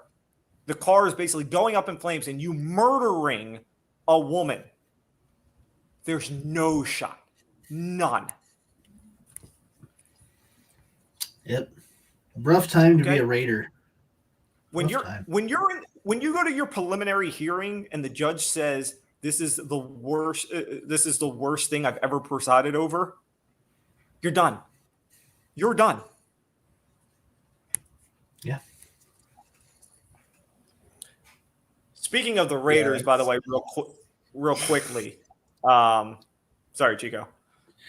The John Gruden situation. The John Gruden situation has been labeled as far from over, as Gruden is still aiming his legal team at the NFL. Okay. No one cares anymore, Chucky. No one cares. Chucky does. He wants his money. Oh, fun fact, since we brought up John Gruden. NFL Hall of Famer John Randall of the Minnesota Vikings, now Pastor John Randall, has a parishioner by the name of John Gruden. And John Randall has come out today and said, that man's not a racist. So John Gruden's black friend has come out to say he's not racist. I think there you go. As long as a black friend came out and said you're not racist, you're good. Exactly. I believe it. Drop all charges. Carl saying that Gruden got his money. He got a buyout. He didn't get his money. Sure. So it wasn't quite the 70 million. It was. Yeah, I was going to say there was a whole lot of years and a whole lot of money still left. Kansas City, Carl. Kansas City, sure Carl. Is. I would say that's a Mr. Solaire Bitterman over there. Colin Kaepernick. Remember, this is the guy that kept bitching that he wanted back in the NFL, and everybody told him to go fuck himself. So he apparently, Netflix will give anybody a show. Just ask Dave Chappelle. So Colin Kaepernick has a show called Colin in Black and White, And on this show, the first episode that came out, he basically compares the NFL draft to slavery. He says what they don't want you to understand is what's being established as a power dynamic. Before they put you on the field, teams poke, prod, and examine you, searching for any defect that might affect your performance. No boundary, respect, no dignity left intact. First off, I've seen Kaepernick's hair lately. There's no dignity left intact anyway, so we can just brush that aside. And would Kaepernick be saying this if somebody had said, hey, you want to be my quarterback? No. A bitter man, trying to fight the power of the man in the NFL. Like, nobody in their right mind is going, okay, when the scout watches the NFL draft and he's sitting there with the lotion and all the drool coming out of his mouth, is he thinking of slavery? I highly doubt it. He might be. Don't use it. I think he's thinking of something else too that involves little man on man. He likes the muscles. He does, because he doesn't have any. I think if anybody wants to come out and complain about being poked and prodded in the NFL draft process, the only two people that really should be able to complain are Tom Brady and Mac Jones, the two biggest fat bodies like to ever have a combine picture taken. So I don't know. I don't. He's going to find whatever he wants to complain about at this point because he didn't get a job. And I mean, I remember the year that, like, his final year when this whole stir was going up, Cam Newton was like in the MVP talks, and everybody was saying that he was the MVP that year. And Colin Kaepernick had the same stat line pretty much. Like, if you held them up and said who's who, you'd have been like, I don't know, but they're both trash. And so you have Cam Newton, who's getting all this praise for being MVP that year, and you have Colin Kaepernick, who everybody's like, this guy's dog shit. You need to get him out. He's not a quarterback anymore. So you have that dynamic there, and I think the stats don't lie, but because the narrative around him has always been this troublemaker and this, he's bringing all these race issues to light, which fair play to him. He had every right to bring race into it. I don't like politics in sports, but I can respect what he was trying to do. But at this point, it's just sad. Like, let it go. If you wanted to take the stance on being political and trying to end racism and things like that, I get it. But stop attacking the NFL at this point, because clearly no one cares anymore.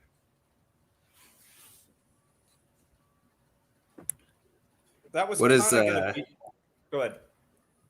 What is the scout saying? Don't forget Cap wasn't drafted high. What does that have to do with anything?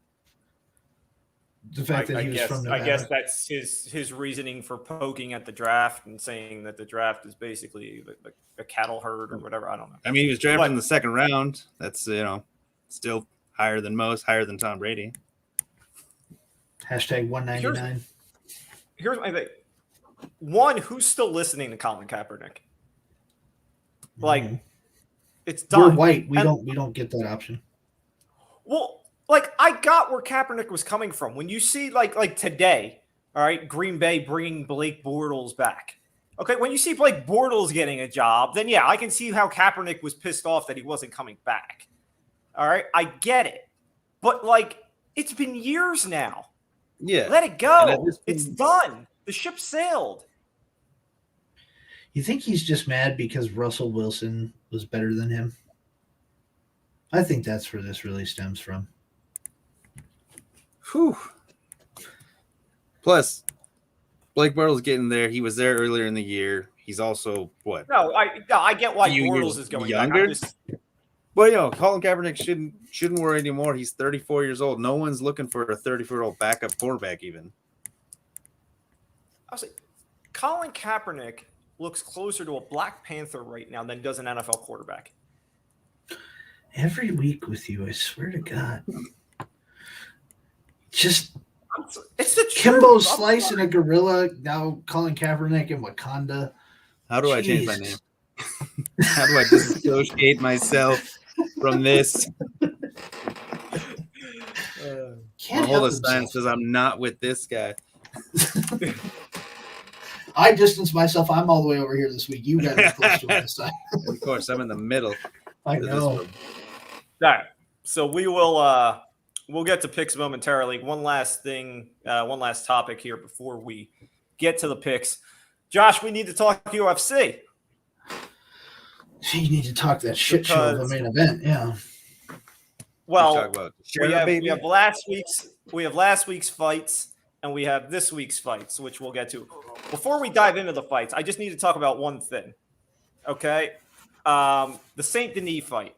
All right. Anybody who doesn't know, Saint Denis was getting murdered in the second round. He took 93 significant strikes in the second round. Daniel Cormier on commentary was screaming for the ref to stop it. The ref did not. Somehow Saint Denis survived the round, actually survived the fight. They even asked the corner, like, why wouldn't you throw in the towel? And he's like, I'd never throw in the towel.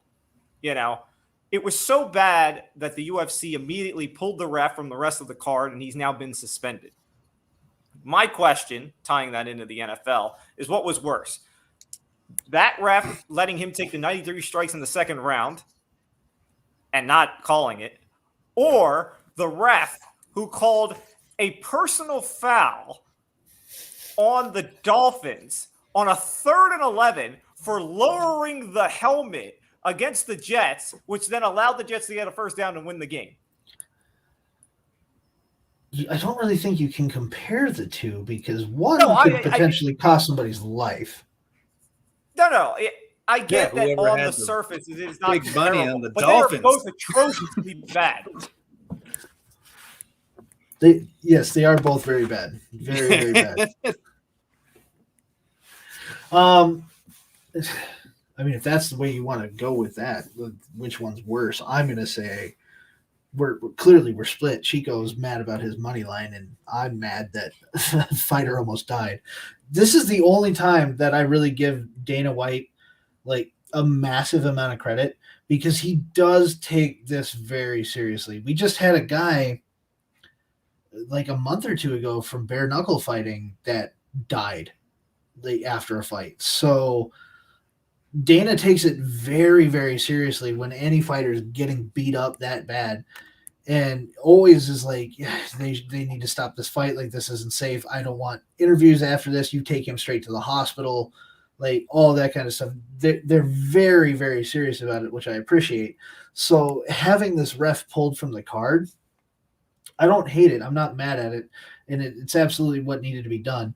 The issue is if the ref allows themselves to be influenced by somebody that's not a cornerman, they're specifically trained to ignore any voices other than like corners and fighters. Like that's what they're listening for. And you can obviously see if a towel gets thrown in.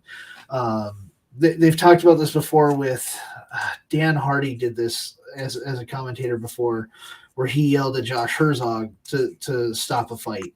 And Herzog kind of looked at him, gave him the finger, and was like, "You don't control my ring." And I'm looking at both of them. I see things that you don't see, essentially. That was a bad judgment call. I'm very glad that they removed him. But, yeah, you're talking about potentially someone's life there.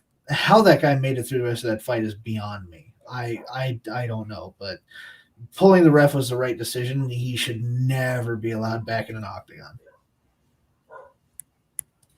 Speaking of your boy Uncle Dana, did you see what he said about Kayla Harrison? No. What did you say about Kayla Harrison?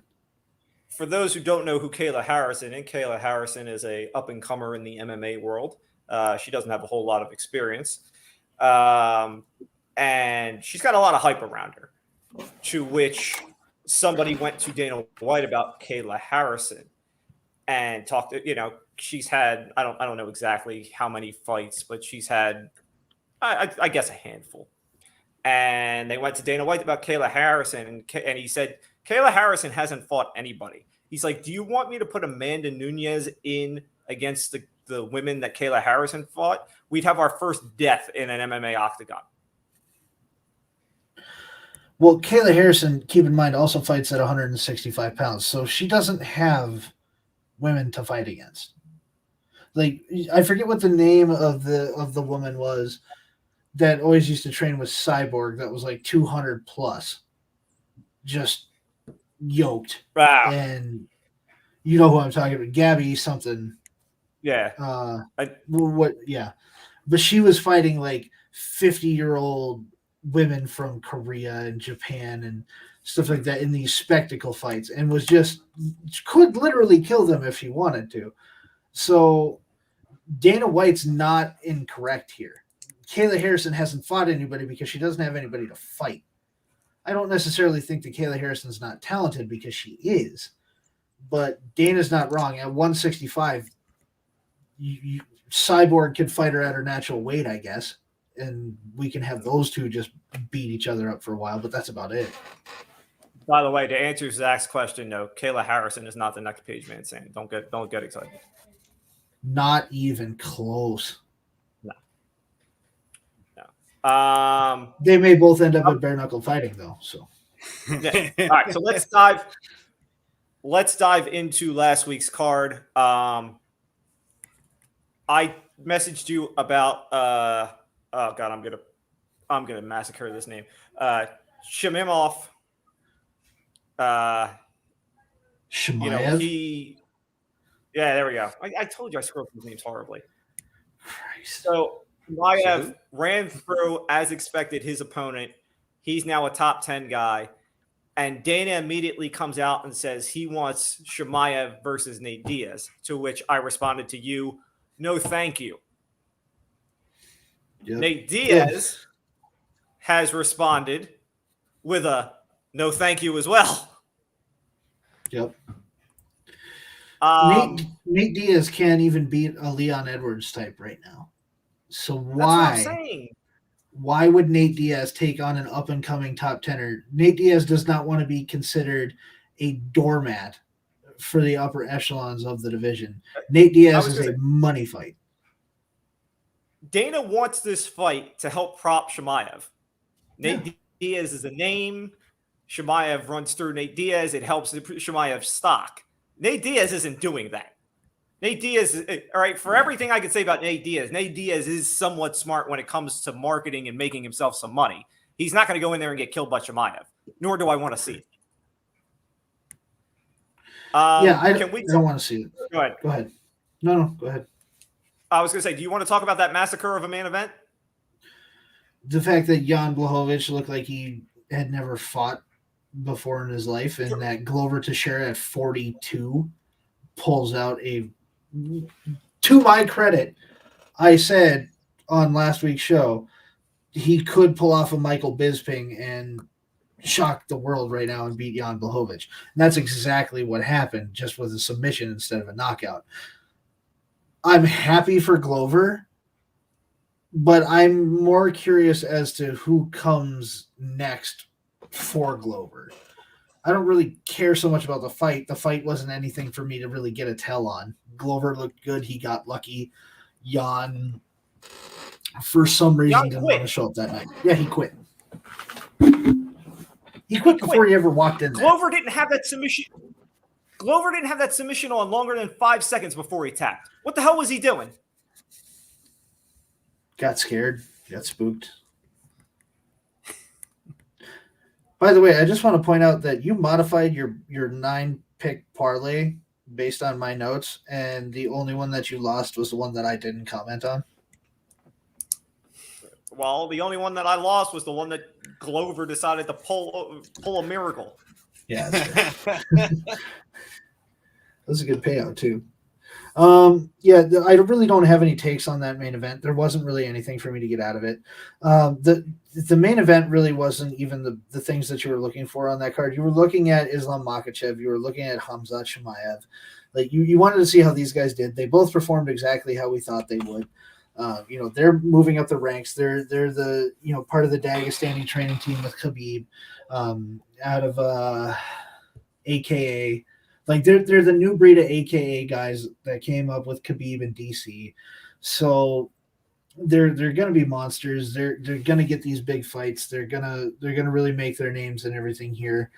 They're becoming bigger stars. So we got to see them on a main event. They looked good. Didn't really have any issues, either one of them. And Shemaev ending it that soon put himself in title contention, beating Hooker like that. So I'm curious to see where those guys go, but I'm more interested in 268 because I feel like 268 has a little bit more. I wouldn't necessarily say better fights, but I think there's a little bit more at stake overall for some careers in the upcoming card this weekend.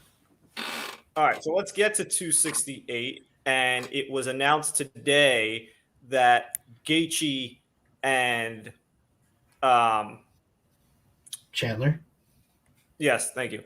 Gaethje and Chandler are starting the main card. Yep. Good way to start, though.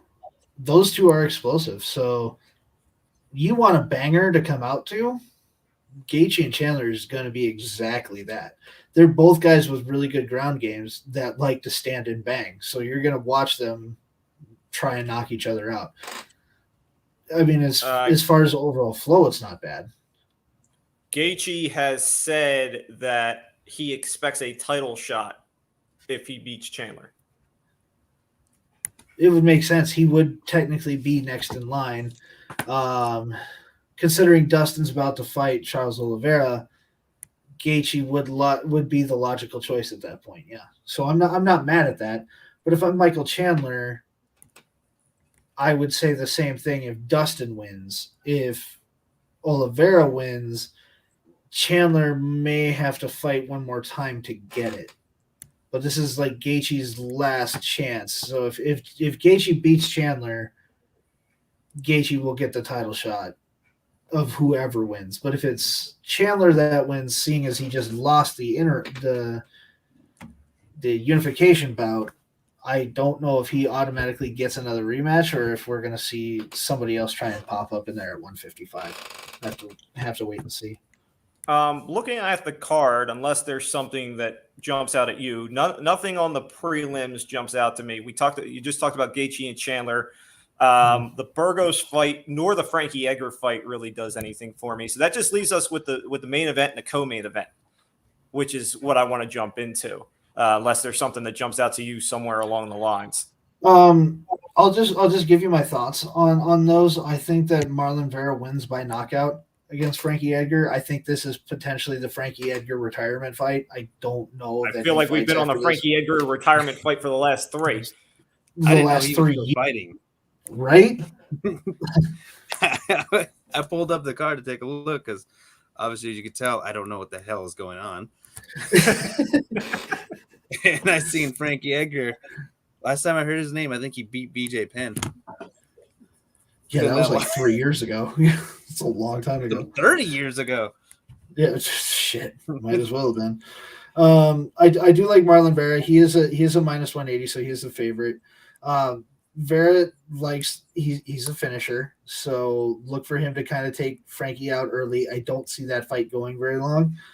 Shane Burgos, he's lost 2 out of his last 3. So this isn't necessarily a bad fight for him.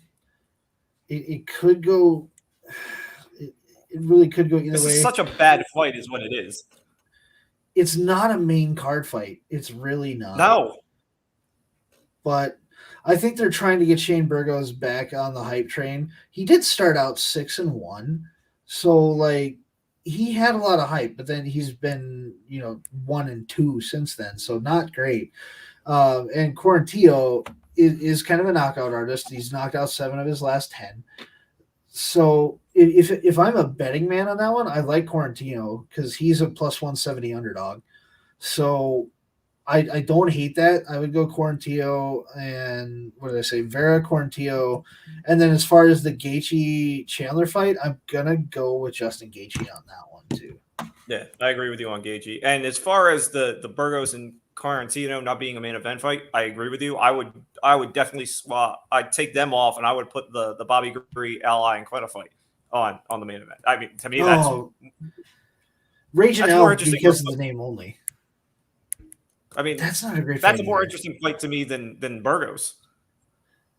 Yes, but it's not a great fight. That's also it's just not a good fight. But the two main events, the main and co-main, are good fights. So let's get to this. So the co-main is the strawweight women's championship. Rose and Zhang. Obviously, the first time Rose catches Zhang with the kick, knocks her out before the fight ever even starts, wins the title. Yep. I am on Zhang in the rematch. Oh, okay. I was going to say, I'm sure you disagree with me, so let me give you my thoughts. I think that if this thing actually turns into a fight, which the first one didn't, Zhang will actually get to do the things that she is well at. She will overwhelm Rose. She will definitely be the busier of the two. And I think she'll basically dictate the fight. I think you are getting a very determined Zhang. I think a Zhang that overlooked Rose in the first fight. And I think that when you look at Rose and her, this is now her second title reign.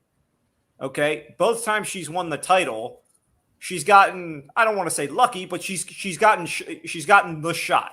She's got the one shot, that kind of changed that fight. Obviously, with Zhang, she knocked her out the other time. She didn't get the knockout, but she got the one shot that kind of changed that fight. I don't expect that to happen here. I expect Zhang to overwhelm her, and like I said, I like Zhang. Rose did get the knockout on Joanna, so they fought twice. Oh yeah, you're right. So when she won the title against Joanna, she did knock her out. Then they had the rematch, and Rose picked apart Joanna. So I mean, it was a masterclass in the second fight. Like Rose really proved, like, I didn't need the knockout to beat you. I was going to beat you either way. I honestly see this fight with Zhang Weili kind of going the same way, because I've seen Zhang Weili fight Joanna. I've seen Rose fight Joanna. I've seen Rose fight Zhang Weili. I've seen it. I've analyzed it. The big thing here is this is a fight that, like, you want to talk about Zhang Weili coming forward. That's exactly what Rose wants you to do. Rose is that one that doesn't back up when she gets hit. She comes forward too. So you're playing into Rose's hand at that point. And she got into it with Joanna, who has the best jab of any woman fighter in MMA. So if you take Zhang Weili, now granted this is a pick'em, they're both minus 110, so you can really go either way with this one. There's no favorite right now. I take Rose because I know Rose's track record, and the only reason Rose ever lost her belt was because Jessica Andrade, who's a natural 135, picked her up and basically suplexed her on her head. Like, that's the only reason she lost that title in the first place. I think had that fight not happened, Rose would have been the champ this entire time. I think she would have got through Zhang Weili either way. I just find it, you say you watched the first fight. What was there to the first fight? It was a Rose kick. She set it up. She set it up with leg kicks. She was hitting that thigh the whole time. So then what happened was she made it look like she was going for that leg kick again. Yeah, I was going to say, she kept going low to go high. I hear you. Exactly. Set him up with a question mark kick. That's exactly what you do. So if Weili isn't even able to, she's going to obviously be prepared for that now. She's not going to fall into that trap. But knowing that mentally and strategy-wise, she's not on Rose's level. That's not something that you just learn in that, what it's been roughly a year or close to it. That it's not something you just get in a year. So we're not going to see that much of a difference. We might see it last longer because she's going to be watching for those tricks. It's not like that's Rose's only trick, though. She's got a lot more experience, and it's going to show. All right. Then we go to the main event, Usman and Covington. This is also a rematch. Yep. Usman won the decision in what was a brawl the first time, after Covington talked all that crap. I don't see this changing much in the second fight. I expect it to be a banger again. I kind of expected to go the distance again. But as far as Covington suddenly changing the fortune, no. Why? As far as I'm concerned, Covington gave Usman his best shot in the first fight. What? I'm going to get a more, focused, a more motivated Covington? Covington doesn't shut up. I mean, if I want Covington to suddenly be more motivated, I mean, he had all the motivation in the first fight. There's nothing new here. I'll say, my only concern is Usman may be looking forward. There was a story out today that Usman said he is training in boxing because he's looking to fight Canelo Alvarez in a boxing match. I don't like when I hear that. Because I think that's smoke and mirrors, honestly. I hope so, because that's Conor McGregor 2.0. Hey, but I mean, McGregor made bank doing that, though. So no, he made bank, but guess what? He didn't. When's the last UFC fight he won? Donald Cerrone, January 2020, with the shoulder strikes. With the shoulder strike. That was. I was going to say, they put Cerrone in there to basically gift Conor a win. They put Cerrone in there to gift Cerrone a paycheck. That's what they did. Too. Oh, yeah. By the way, the scout said Usman KO in 3, so you know that's incorrect. No, I actually like that. And let me tell you why I'm not mad at an Usman KO in 3. Have you noticed anything in the lead up to this fight? Anything different than the last time that they fought?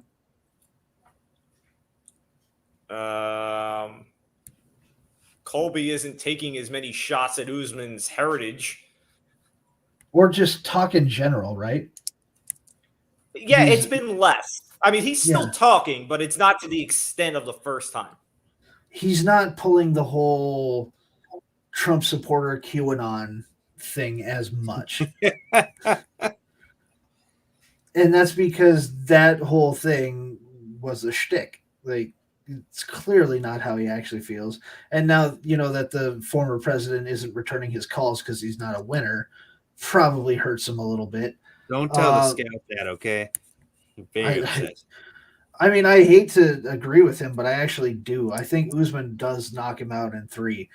The difference is Colby Covington hasn't really fought since Usman. Like, since their last fight, he has not fought, really. Usman has only gotten better in that time frame. It's not like his wrestling and stand-up just leveled out after he fought Covington. He's fought since then. He fought Jorge Masvidal. Knocked out Jorge Masvidal. Yeah, they destroyed Masvidal. Covington got his jaw broken the last time that they fought. Okay? Like, so we know Usman doesn't like him. And now that he has that knockout power and he's worked on his boxing and his kickboxing enough, I don't think Covington makes it out of this fight. I don't think this goes to a unanimous decision. And I think Usman's really looking forward to actually knocking him out. Whether or not it's 3 is questionable. It could be 4. It could be 5. It's going to be later rounds. It's definitely not going to be early. But Kamaru Usman is definitely winning this fight, and I really think it's going to be by knockout. I don't see it being by decision at all. Could be TKO. Something I can bring up to Chico that he knows what we're talking about. There's a boxing fight on Saturday, Chico. Yep. Canelo is fighting Plant, and the scout over here is talking about Canelo losing. He doesn't know anything, so I wouldn't listen to him. Canelo's not going to lose. He'll probably go to distance. Canelo's going to win. Who's he fighting? Robert Plant? The lead singer of Led I'm pretty Zeppelin? sure that's same guy, right? Yeah, same guy. I mean, I was like, the last Robert Canelo Plant, fight I really was like good. Canelo. I enjoyed it. The kid that was fighting him, that British kid, actually was landing some shots that I thought were, making Canelo kind of like, oh, maybe I should take this more serious. But like Canelo said, that he was going to let the kid do what he wanted, and then he was going to start the fight in the fifth, and you could see him in the fifth starting to vamp things up, taking bigger swings, and eventually almost knocking the guy's head right off his shoulders. So I don't think Plant. Yeah. If it goes the distance, great, but no, Canelo's not losing this fight. He's going to finish his career with one loss still, and that'll be to Mayweather, and that's it. I mean, you'd have to bet Canelo. If you're going to bet Canelo, you got to bet him either by decision or you got to find a prop to bet, because betting Canelo straight up, there's no value in. Let me look this up real quick. Is that a trash heap bet? Yeah, it's a trash heap bet. It's a trash heap bet right there. Plus 250.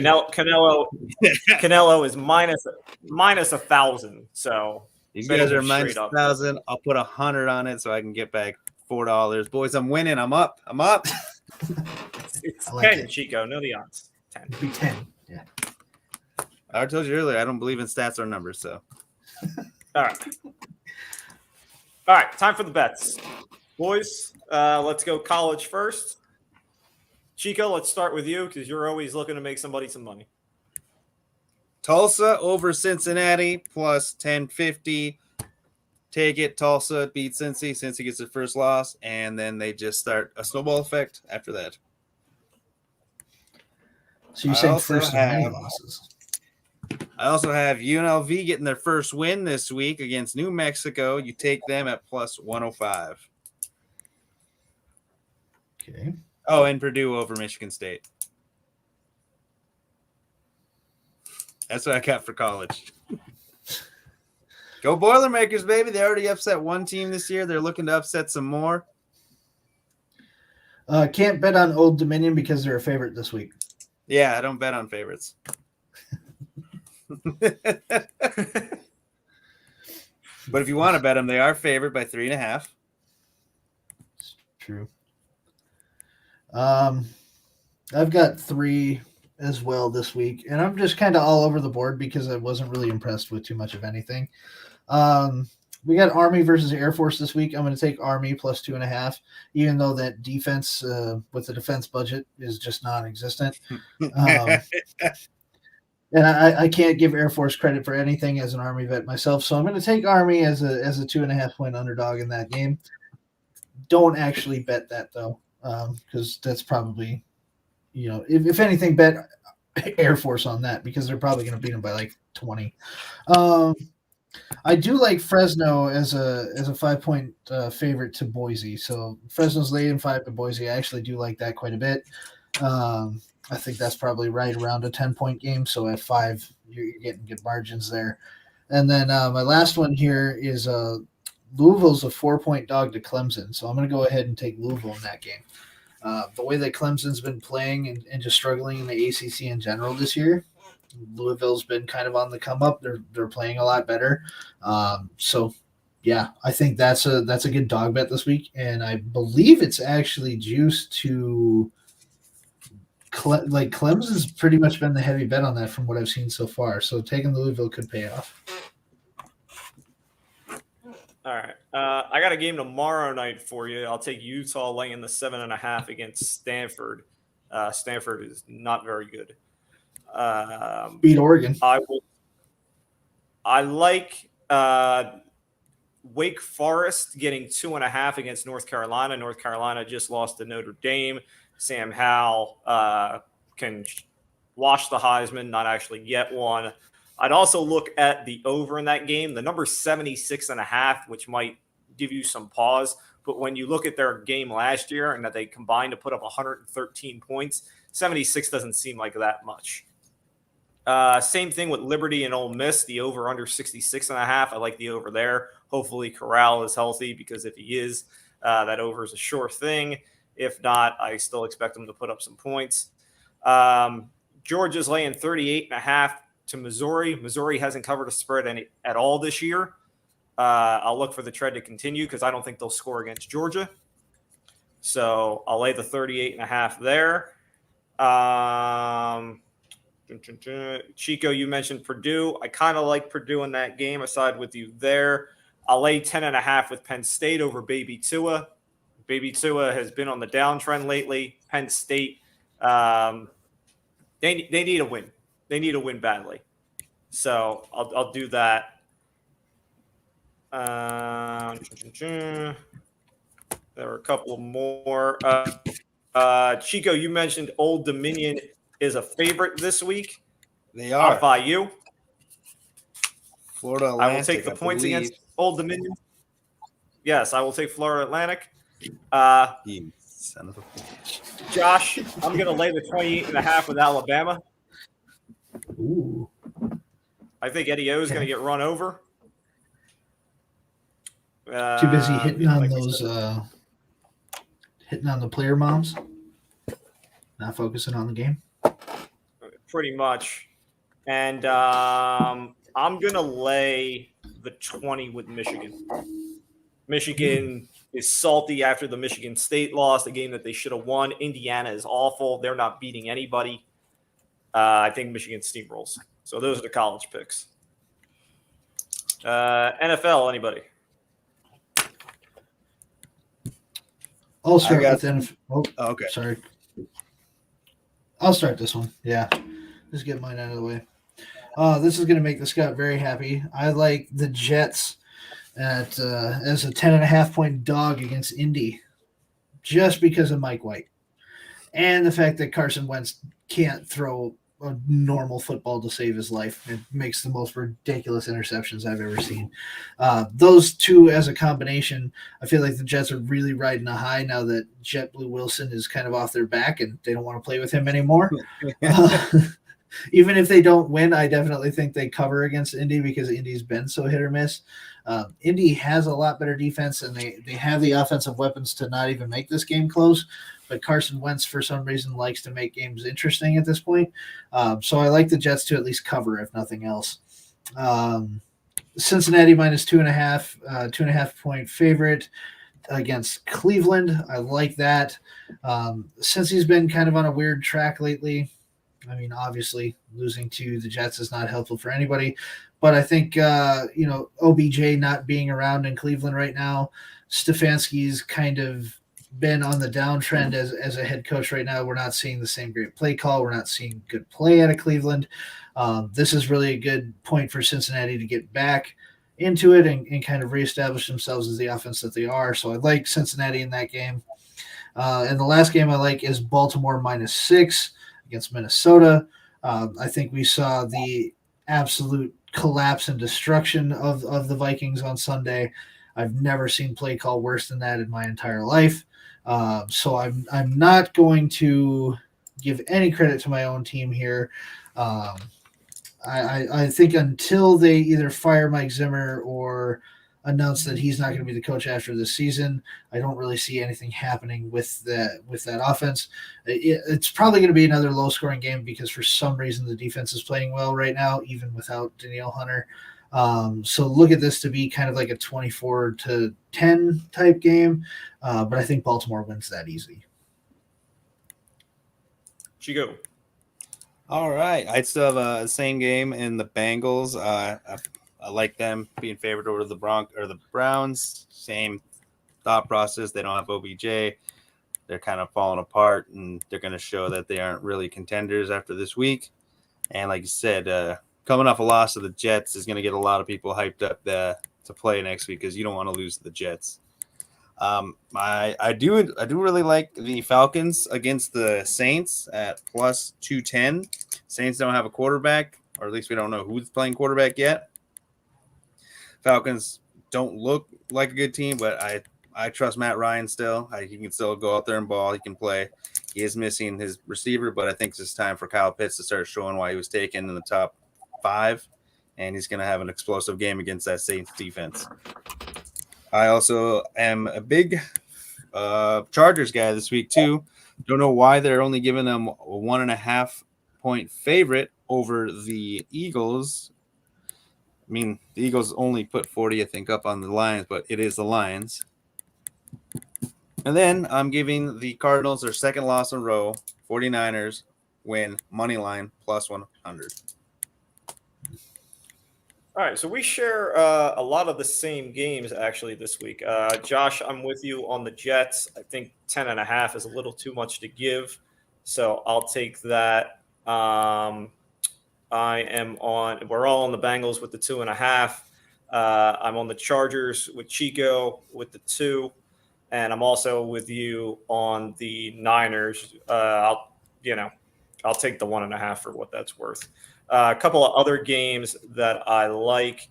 I'll take the Cowboys given 9 to the Broncos. Cowboys have won every game against the spread this year. The Broncos survived the game last week in which they won 17-10. That defense, I don't, whether or not Dak plays this week remains to be seen. I don't know what his health is. We saw Cooper Rush and what he did against the Vikings last week. I don't think the Denver defense is this huge juggernaut that Rush is suddenly going to have issues with. Plus, I don't, Teddy B is Teddy B. The Denver offense is struggling to put up points, so I'll lay the 9. Again, Cowboys, the only team in the NFL perfect against the spread. I'll lay the 3 with the Raiders against my Giants. The Giants are a train wreck. Joe Judge is talking about how his headset is screwed up in every stadium, because I'm sure that's the reason why they lose every week. And the Raiders, despite the Henry Ruggs, loss, their offense is still explosive. Derek Carr is one of the top quarterbacks in the league statistically. They're going to move the ball on that defense. They're going to put up points. I'll lay the 3.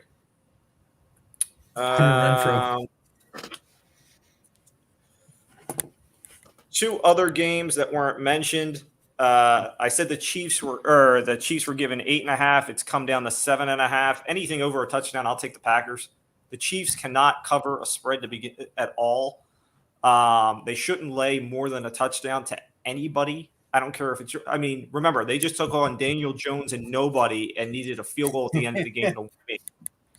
And what? Because it's not Aaron Rodgers and it's Jordan Love, I'm supposed to be scared. So I'll take the 7.5. And then Sunday night, I'll take the Rams laying the 7.5 with the Titans. No Derrick Henry. They brought in Adrian Peterson now to be the running back. Von Miller's debut. It's all on the shoulders of Ryan Tannehill. And we saw how that worked out in Miami.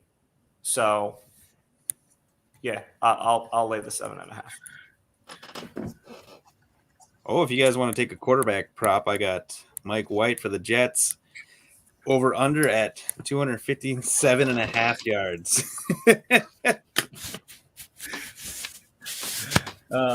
Threw for 400 last week. He's throwing for 5 this week.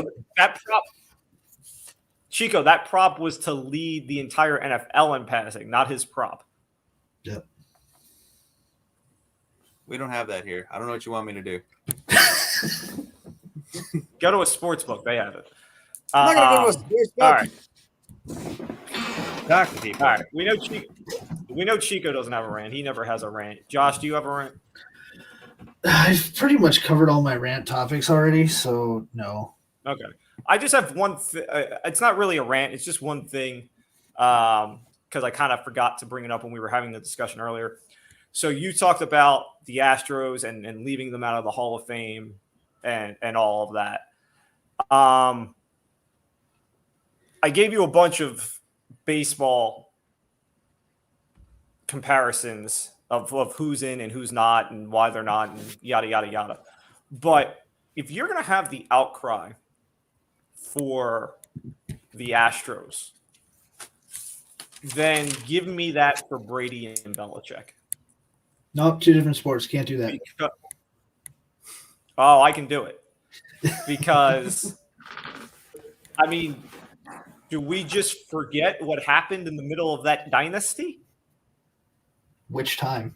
I mean, exactly. Which time? The time where we had Spygate and they had draft picks taken away and fines. The time where we had the Deflategate. And I was exactly okay. And you want to, and if you want to argue about how important and how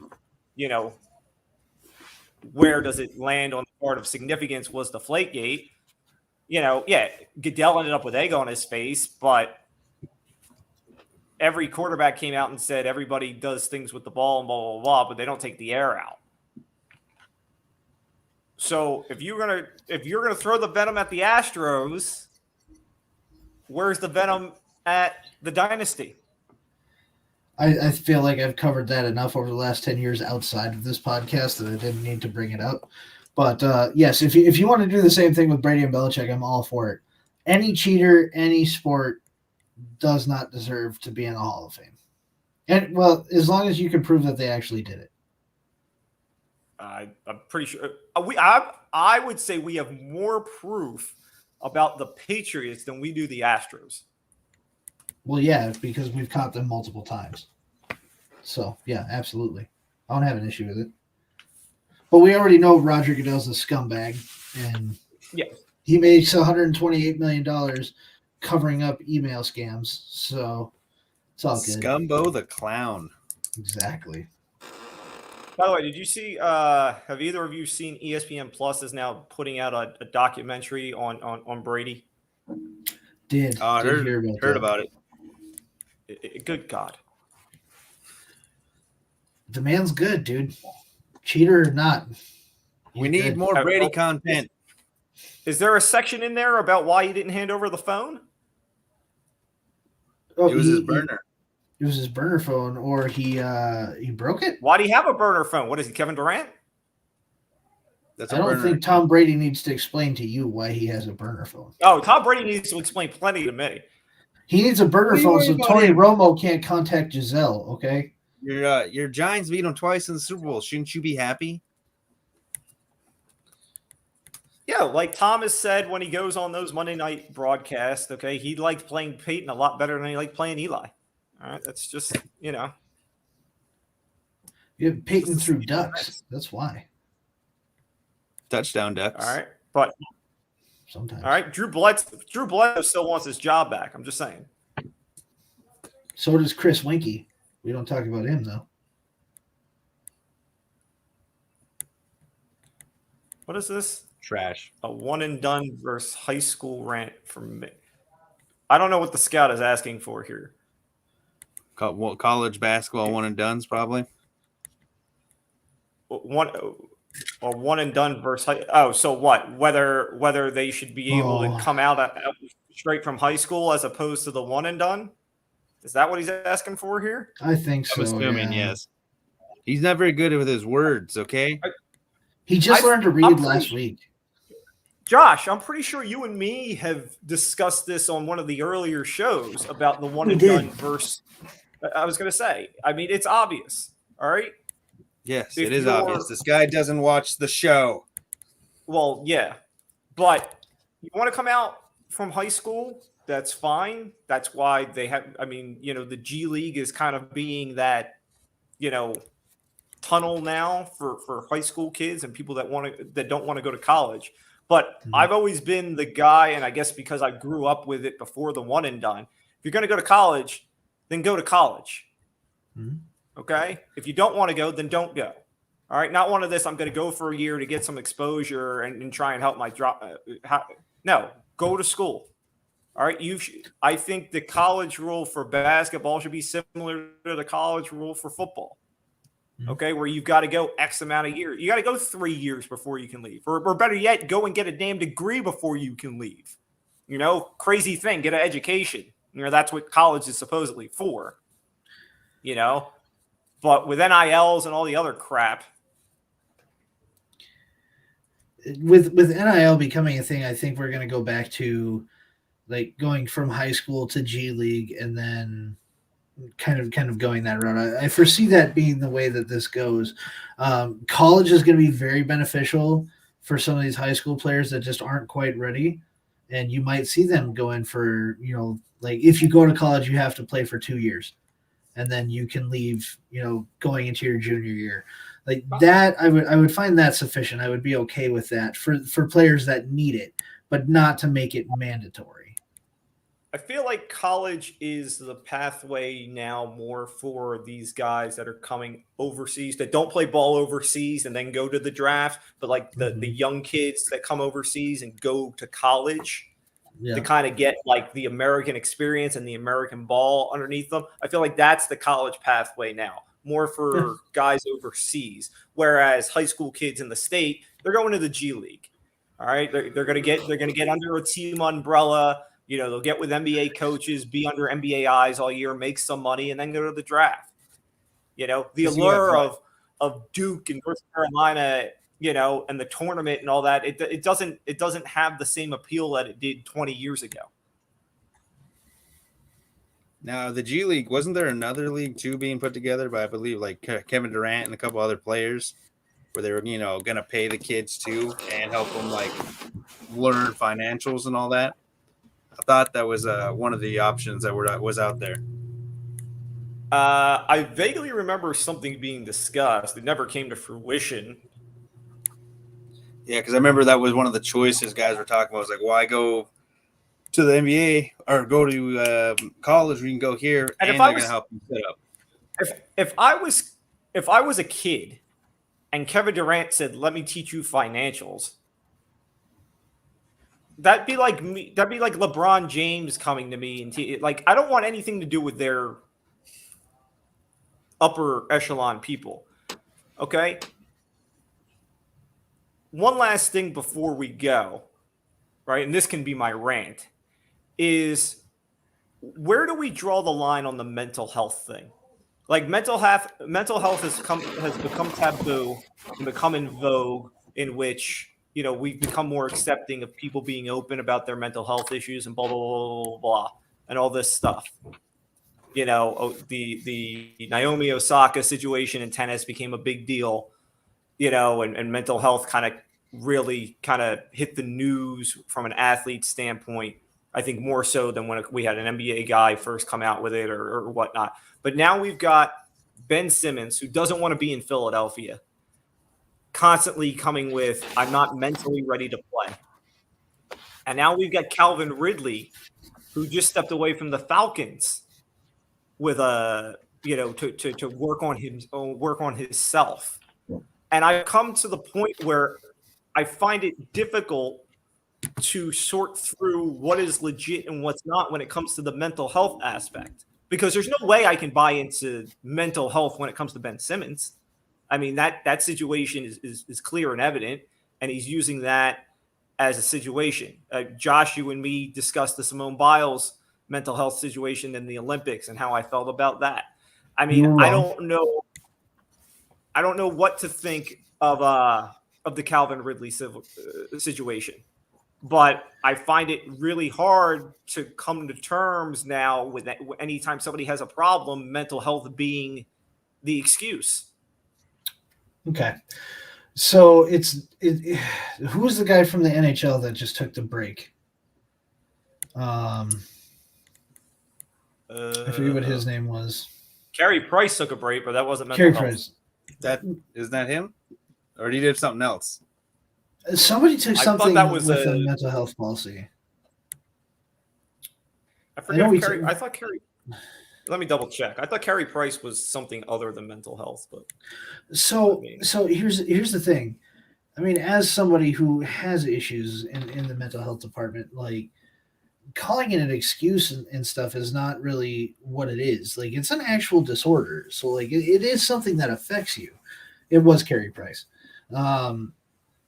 So he went to the players assistance program, which is not a mental health situation.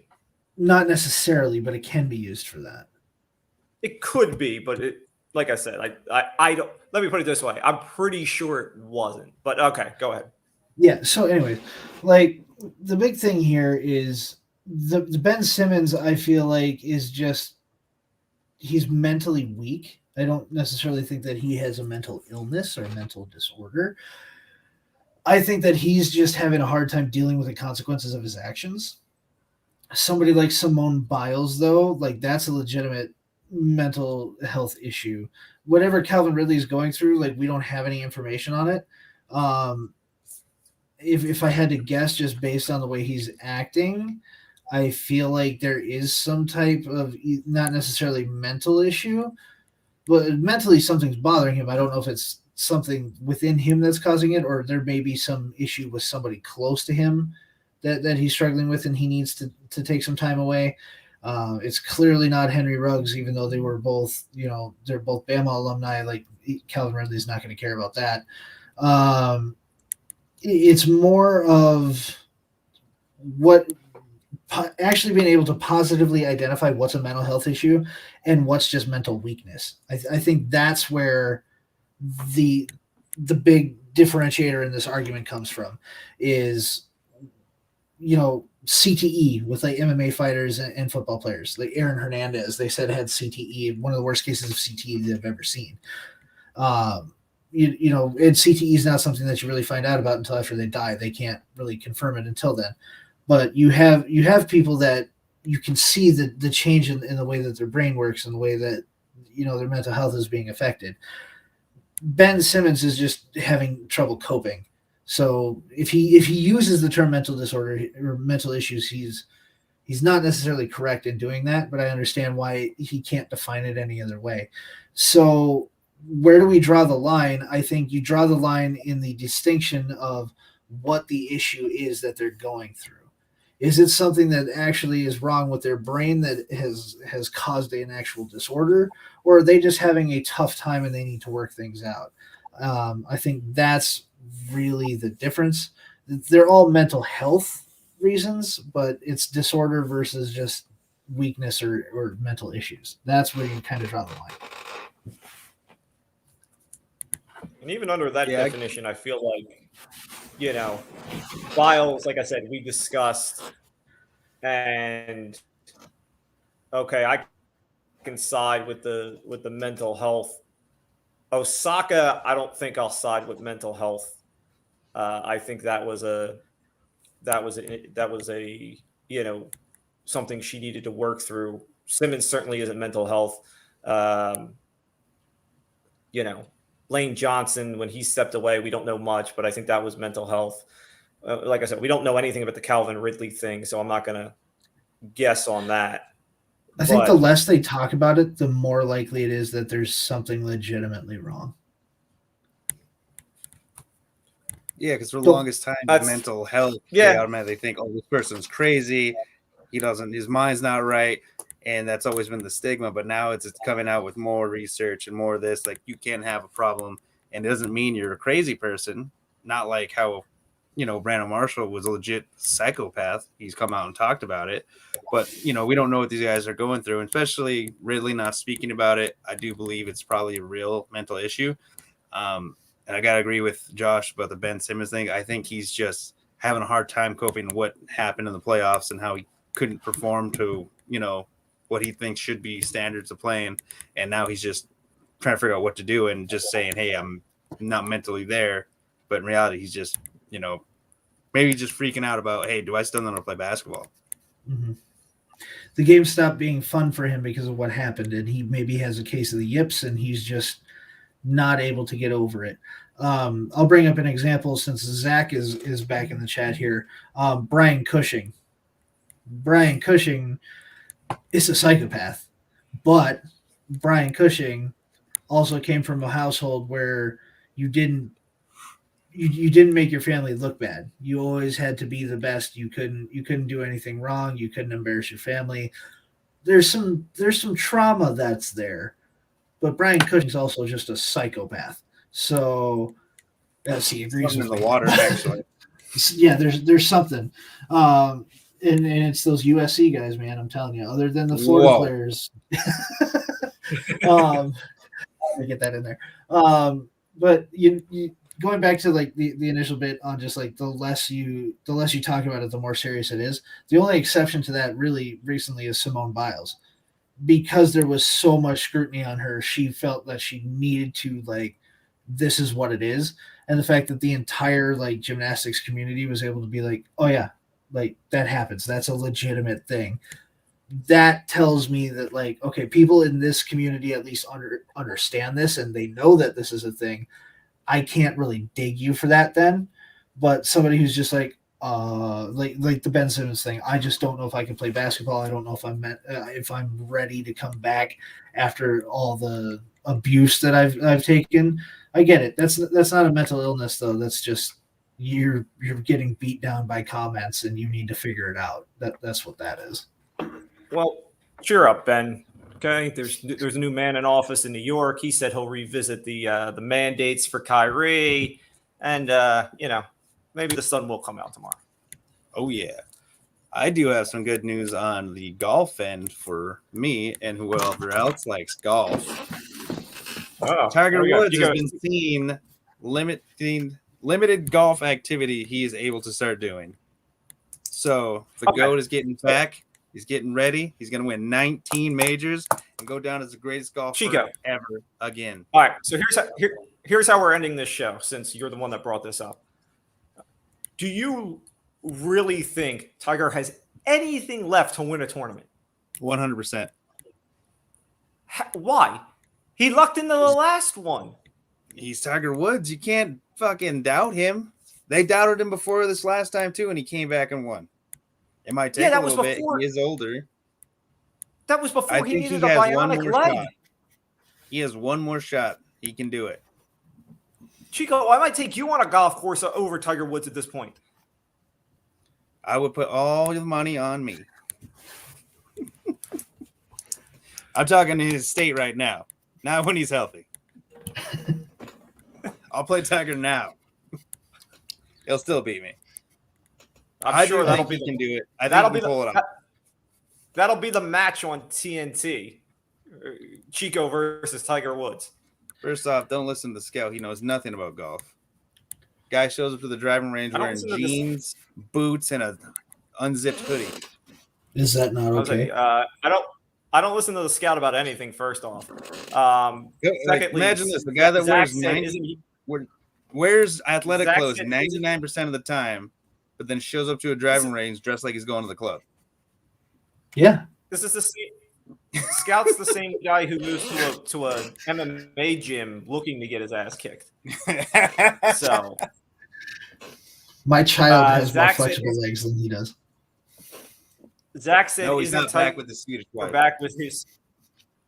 No, he's not back with the Swedish wife. She if you watch the Tiger Woods doc on HBO Max, she made it very clear that she went far, far away with those kids and his money. And rode off into the sunset.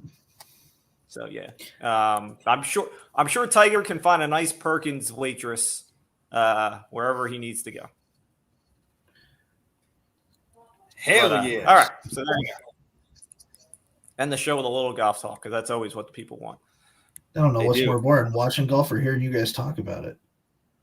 Don't you have a baby you're supposed to take care of? Speaking of which, I was going to say, speaking of which, another week, another non-mini beard appearance. First of all, he's had a very have a baby. I've got pictures. So the people, I can get a picture of a baby. People are clamoring. It's not that hard. I mean, the mini beard definitely exists. I was saying the people want a mini beard appearance. Yeah, they'll get one when we don't do the show at 11 p.m. Central. Well, it's only 9 o'clock here. That's on you people. Yeah, well, I don't live. You people. You. It's like 4 a.m. for Dan right now. God. The sun's coming up. That's why the blinds are closed. I was going to say, it's past midnight here. I was going to say, He's actually talking from the future. Yeah. So anyway, that is it for the show. All right. Again, we didn't meet the time limit, so we're doing real good with that. We're closer. We're only 30 minutes over. Yeah, getting there. All right. As always, you can follow us on Twitter at BeardBookie, on Facebook, Beard and the Bookie. Show will be on iTunes, Spotify, all that stuff. On YouTube. Like, subscribe, rate, all that stuff. Chico will send you pics of his stash if you do. Until next week. Free of charge. Sayonara.